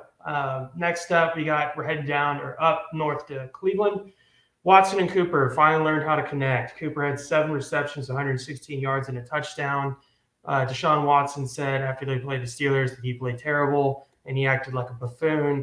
He can't act any worse than he has already on the off of the field. And then the next thing I have on here is the Chargers and the Vikings. Herbert and Allen and Cousins and Jetty, highly efficient. Herbert was 40 for 47, 405 yards and 3 touchdowns. Allen had a monster game, 18 receptions, 215 yards. And then flip it over to the Vikings. Kirk Cousins, 32 of 50, 367 yards, 3 touchdowns, and 1 interception. Jetty had 7 receptions, 149 yards, and a tutty. So those guys are on fire. Quick note on that game, the Chargers almost chargered that game so hard, and there's been a lot of talks about people saying that there's some teams out there that should trade for Cousins. Maybe the Jets. I saw that. And just hitting the rebuild button in Minnesota. But I will say the Vikings chargered that game themselves and just gave it away. Next up, we have our neighbors, the Texans. Stroud, 20 of 30, 280 yards and 2 touchdowns. He's yet to throw an interception. I threw that out there that he actually broke the passing attempts for that, where consecutive passing attempts without interception. Tank Dell, 5 receptions, 145 yards, 1 touchdown. He's emerging as a prominent threat for the Texans. Not a bad start for the Texans. I still don't care about them at all, but I think they have finally found a good head coach and quarterback. Hopefully this one doesn't ask for massages and sticks to electrical shock therapy. Next, we have the Dolphins, electric as hell. 71 plays, 70 points, as I mentioned earlier. Tua on fire, 310 yards and 4 touchdowns. Running backs, HA 47, 18 touches, 203 yards, 2 touchdowns. Mostert, 13 carries, 82 yards, and 3 touchdowns. And Hill, 9 touches, 157, 1 tutty. All without water on the field. That I-form flick play was play calling porn for sure. And then Russell Wilson sucks. It's just time to call it a career. And then just a quick update on your offensive leaders. We got number 1, Kirk Cousins for passing yards. Number 2, Tua. 3, Herbert. 4, Stroud. And 5, Goff. Not some names that you would have thought you would have saw in those leaderboards. Rushing, you have Christian McCaffrey at number 1, James Cook number 2. I highly recommend if you're in fantasy league trying to trade for him because he's finally emerging as the Buffalo Bills have found a running back. James Conner at number 3, which is odd. Tony Pollard at number 4. We'd like to see that. And then Mostert, again, 240 yards. So that's really all I got for your 2-minute drill. Parsons is sitting in 4th right now with 4 sacks. TJ Watt, this was as of Sunday, so might have some updates here, but TJ Watt is leading the NFL with 6 sacks. And your league season leading receiver is Justin Jefferson with 458 and Tyreek Hill with 412. Very nice, very nice. Well, let's transition into the kids' picks. Solid 2-minute drill there from the medical guy and the analyst per usual. Once again, the kids' picks. I'll let Hunter take over here. Give us your three leg player props for this upcoming NFL slate. Week 4 NFL slate. We got Bijan Robinson over 66.5 rushing yards versus Jacksonville. Expect a big game from the guy Bijan, and expect a big run. I'm gonna guess for a 40-yard run. Also, we got the future OP Offensive Player of the Year, C-Mac, over 86.5 rushing yards versus Arizona. Tony Pollard just had 122 yards last week, so expect C-Mac to double that. We got Jared's guy, Laporta, over 42.5 yards versus Green Bay. Has one of the fastest starts to tight ends this year, and expect Laporta to continue that success, 2.5 yards versus Green Bay. And that concludes the kids' picks. Follow me on Prize Picks. I like those. All right, I like those. They sound good on paper. Then we'll go into them, and who knows what'll happen. Solid kids picks there. We'll transition into the Rooks looks. Start them instead of fantasy football. Little recap from last week. I told everybody to start Puka for the Los Angeles Rams. 7 targets, 5 receptions, 72 yards. The homeowner answered the door for the Mormon. And then, of course, I said start Sam Laporta. This was probably my best one of the week. 11 targets, 8 receptions, 84 yards, 1 touchdown. Green bean. And, of course, I said to sit Hollywood Brown. This one didn't go well. I apologize to everybody. 7 targets, 5 receptions, 71 yards, 1 touchdown. Fuck. And then, of course, Juju Smith-Schuster, 1 reception, 5 yards, did not go viral. I'm so glad I told everybody to bench him. He's probably on not a lot of fantasy rosters anymore, so that one makes a lot of sense. All right, for week 4, start Raheem Mostert, Miami running back. 45 fantasy points in week 3, had a good fantasy performance in week 2, back-to-back solid weeks, solid committee, flex option with A-Chain 47. Too soon to tell, but stay tuned. Start Tank Dell, Houston wide receiver, back-to-back 20-plus fantasy weeks. He's Stroud's slot guy, high upside. I say start him. Sit Garrett Wilson, New York Jets. Decent production. Keep him on the bench until Zach Wilson is gone because Zach Wilson is ass until they trade for a quarterback. He's the middle of the pack, high, wide receiver 2 with high tier wide receiver 1 talent. With Garrett Wilson in the game, he's a low end wide receiver 4. Sit James Conner, Arizona running back from the Cardinals. They've had their fun. They're going against the 49ers run defense, which is superior. He has PPR upside with maybe some catches. You could slide him in the flex if you're a void or if you're slim on running backs, but I would honestly avoid if you can. And then my sleeper of the week, if you have this availability, high risk, high reward, Devon Achane, Miami running back. Consider this as a flex option, running back 3. This is pure eye candy. And his opponent is the Buffalo Bills, so it might be a high-scoring affair. That is my Brooks Looks Stardom Situm. Let's move into our NFL power rankings, and then we'll close this bad boy out. Ryan, I'll give you first dibs on your power rankings. Just going to highlight a couple teams, but we haven't heard your power rankings, so why don't you give us, your 1 through 10 real quick, just kind of give everybody an idea. And then you can highlight some teams that have maybe moved or maybe are in a different spot than the previous week. Yeah, I'll go 10-1 here. So at number 10, of course, well, hold on. A couple honorable mentions. I had the Browns, Pats, Commanders, Bucks, Rams, and Falcons in my honorable mentions. At number 10, I have the Jags. Still think they're pretty good. They're 1 and 2, but we'll go from there. Number 9, I have the Packers. This might be a surprise to some people, but Jordan Love is actually playing pretty good. Number 8, I have the Chargers. They are starting to pick up a little bit, but their defense is just bad. Number 7, I have the Lions. So this is one of the teams that I highlighted to talk about. They're starting to look pretty good.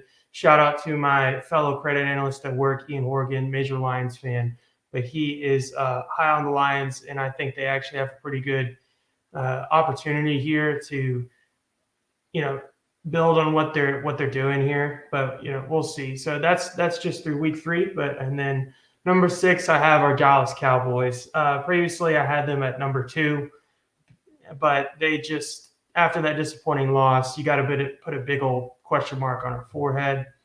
At number 5, I have Philly. I'm still not convinced, but I have to put them over Dallas, that they can, play with the good teams where if they get behind, they're going to have to throw the ball. I think they really tried to force throwing the ball in the game on Monday night, and I just don't really trust Jalen Hurts still throwing that ball. At number 4, I have the Bills. They had a rough start in week 1, but have came out in week 2 and week 3 and shown they're still the Bills. Josh Allen is cleaned up his work and looks pretty good. And like I mentioned earlier, James Cook is starting to emerge as something they've been missing for a while, which is a running back. At number 3, I have the Chiefs. Lost in week 1 to the Lions, but I think that's another game that you're going to look back on, kind of like the Dallas, and be like, they lost to the Cardinals. Yeah, you're going to look back at this Chiefs game and be like, they lost to the Lions. They're still very good, and Mahomes just shows up again that they are, he's the most elite quarterback in the NFL. Number 2, I have San Fran. We've covered them a lot, well-rounded football team, still show that they can still play all sides of the ball. The way to beat them, I think, is to get pressure on the quarterback, but they're going to be the team to beat in the NFC as of this moment. And then number 1, you got to put Miami at number 1, man. That offense is electric. Speed out the gate. Their defense is still pretty good without Jalen Ramsey at quarterback, but they are the team to beat right now. They putting up 70. That's just sending up a flare that, hey, we're some bad MFers on this field, and that's my ranking. So I got number 1, Miami. Nice. And I'll quickly go through the medical guys, and I'll let Hunter follow up, and I'll go last. Medical guy has at number 10 the Cincinnati Bengals. They sneak their way in there, followed by number 9 the Browns. It looked stupid last week when I had him in there until they did what they did to their previous opponent. So I think the Browns, could improve as the season goes on. Number 8 is the Chargers. High-powered offense. They got a good dub against a struggling Minnesota Vikings team. Number 7, the Green Bay Packers. I really like this one, and you'll hear why. Once I do my NFL power rankings. Number 6 is the beat up Baltimore Ravens, followed by number 5, the Buffalo Bills with Josh Allen and James Cook at number 3 in the rushing standings. And number 4 on his power rankings is the Kansas City Chiefs. And then followed the top 3. Number 3, the Philadelphia Eagles. They continue to figure things out on the offensive side of the ball. They're finishing games. They maintain the lead. Number 2, Miami Dolphins with that high-powered offense, followed by number 1, the San Francisco 49ers. All right, Hunter, your power rankings? Wait, hold on. Where did he put the Cowboys? The Cowboys did not make his top 10 power rankings. Wow. They're probably at number 32. I didn't include the Bengals just because I'm thinking about this year and how bad I was- they look. But anyway. I was shocked by reading that when I got his inquiries, and I was like, oh, they ain't even in the top 10. Respect. Go ahead. So for my power rankings, the Cowboys had an honorable mention today. Out of the top 32 teams, they're ranked at number 34 right now. My number 1, I got the Arizona Cardinals. You know, they had a nice win, even though they supposedly tanking. They don't got their COD Prestige 10 quarterback right now. But, you know, they beat the Cowboys, so that's that. I got Miami at number 2. Tua turning the ball over is not turning over the ball at the moment. High-powered, fast team. They look nice. San Francisco 49ers at number 3. You can throw Brock Purdy, Brock Bowers, Brock Lesnar. It don't matter. Kyle Shanahan is going to figure it out at the quarterback position. Number 4, I got the Philadelphia Eagles. It hurts for me to say that, but Eagles do what they got to do. At number 5, I got the Kansas City Chiefs. My biggest takeaway is that they have Taylor Swift now, so Travis Kelce is an anytime touchdown machine going rest of the way forward. Place your bets on that. That's right. Number 7 is the Buffalo Bill. Or the what's he? Hold up, where am I? 6, I have the Buffalo Bills. The Bills have a running back who's starting to cook, and he hasn't gotten an end zone, but they're looking good, and Josh Allen's kind of starting to figure out his ways. At number my list messed up. At number 7, I got the Texans. Texans, you'll beat the Jaguars. You beat my guys. So I'm going to have to throw you guys at number 7 ahead of the Cowboys at the moment. At number 8, I got the Deshaun Watson Browns. Deshaun Watson, after that play he made where he threw the ball backwards and he somehow still won the game by 4 touchdowns. How are we going to do anything? He's unstoppable. He's been such a great inspiration to the community of Cleveland. He's brought a lot of life back to this city, and I know he's contributing very well to society right now. Sex in the City. At number 9, I got the Colorado Buffaloes. They lost this weekend, but they're still 3-1. Give it some time, even though they lost to a good Bo Nix-led Oregon team. It was a close one. It was 42-6. I expect them to bounce back. And at number 10, I got the Georgia Bulldogs. There you go. The Georgia Bulldogs can possibly make it to number 1 on my list. And right now, I'm ahead of the boys. Like I said, they made my mention at number 3 out of the 32 NFL teams. And that will include the kids' top 10 power rankings, track 15. Good picks, Emmanuel Acho. All right. It's time for the Rooks power rankings brought to you by absolutely nobody. I want to share a little visual here for you guys. That way you can kind of see. All right, so if you're watching this, I highly encourage you to turn on your screens. We're going to start off hot here at number 1. We got the Arizona Cardinals at number 1, along with the 49ers. I think those are both the juggernauts heading into the rest of the season with Josh Dobbs at quarterback, playing with this electrifying energy. They move up 35,000 spots to the number 1 after their glorious dub over the Dallas Cowboys. Couple of interchangeable people. Our teams is the Bengals. They creep their way into the top 10 along with the Chargers and the Saints as some honorable mentions. but those are kind of interchangeable at number 10. The Packers have made their way into the top 10. I think I like what I'm seeing from Jordan Love. They still haven't played with Christian Watson yet, so I find that very encouraging for a young quarterback. And Jordan Love's been able to win some games without some key factors, and especially Bakhtiari being missing as well. And then, of course, the Ravens kind of moved down a couple slots. I got the Cowboys at number 6. As long as they have their mascot Rowdy, they will, or until they beat some winning teams and playoff teams, they will not move up from that spot. They will be 6 or lower until proven otherwise. The Chiefs and the Eagles kind of in the same spot. Chiefs at 3, Eagles at 4, and of course the high-powered Miami Dolphins offense at number 2, scoring 70 points on Russ, Gus, Bus, Truss, Wilson. And breaking news, Ciara has filed a divorce for Russell Wilson after their atrocious performance last Sunday. Neither confirm or deny that, but Taylor Swift's taking over. So, and I agree with the anytime touchdown. Yeah. Breaking news: TRAK has gotten a lawsuit filed from Russ, Gus, Bus for spreading defamation of character. So Jared, run that down from top to bottom for those that aren't watching. Yeah, let's run this down from those who are, like Ryan said. You got number 10, the Bengals. You got number 9, the Green Bay Packers. Number 8, the Lions. Number 7, the Baltimore Ravens. You got number 6, the Dallas Mother Effing Cowboys. Number 5, the Buffalo Bills Mafia. And then you got 4, Fly Eagles Fly. I can't believe I just said that.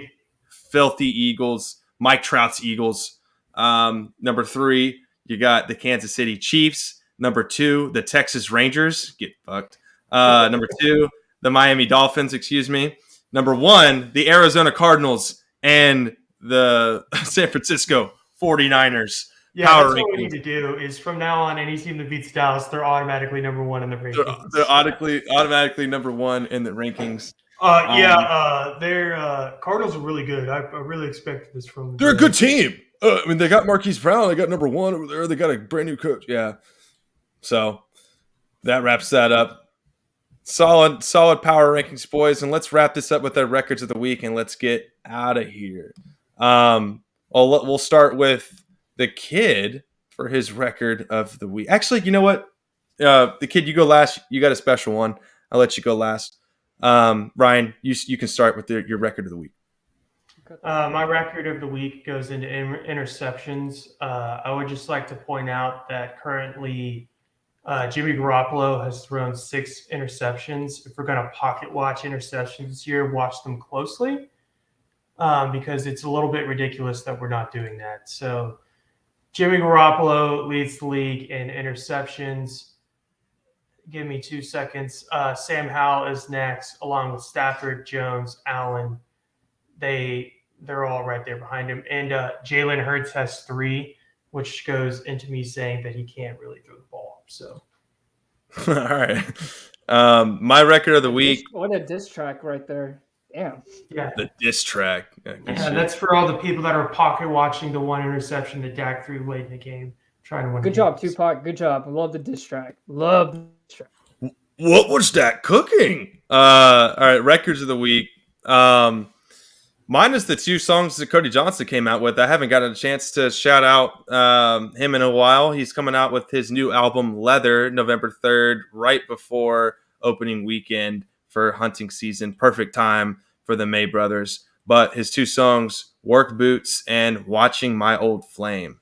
Cody Johnson, Leather, out November 3rd, 2023. A double track album or a deluxe album, 12 songs with another 12 additionally. 24 total tracks for Leather. I'm ready for that. You already know. Yeah, I'm ready. I'm ready. All right, Hunter, close us out. Closing track of the week. I'm actually doing a the day.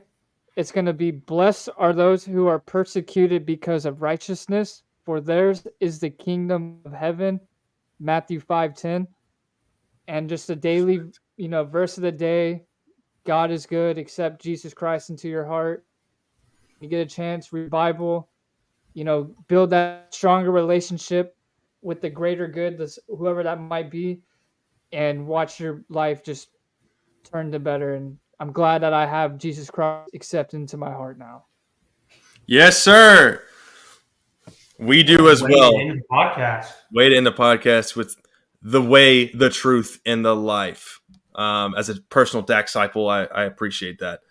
All right. Well, per usual, we want to thank the analysts for coming on to join the show. Unfortunately, the medical guy is on the DB list, so hopefully he gets well soon. T's and P's. Jacob, get well soon, brother. We hope to get you on the pod next week. As always, the Rook and the Kid bring it to you straight, shattering the script. You can follow us on the socials at TRAK.pod on Instagram, TRAK.pod on TikTok, the TRAK Pod on Twitter, and you can go on Facebook if you are a strong believer in Meta and Mark Zuckerberg. You can message us for any inquiries on Instagram as well, and go like the post that's going viral because it's been blowing up my phone since it's been sitting here. It is still blowing up. I think it's over close to 2,000 likes now. So very good sign. Very good sign. So yeah, thank you guys for coming out. This is the TRAK podcast, the Rook and the Kid podcast, powered by the Rook and the Kid, the Rook and the Kid, the Rook and the Kid, the Rook and the Kid. Shatter the script. We'll see you guys next Wednesday. The Cowboys suck. Arizona at number 1. Thanks, everybody. Thanks, everybody. You have a good rest of y'all's week.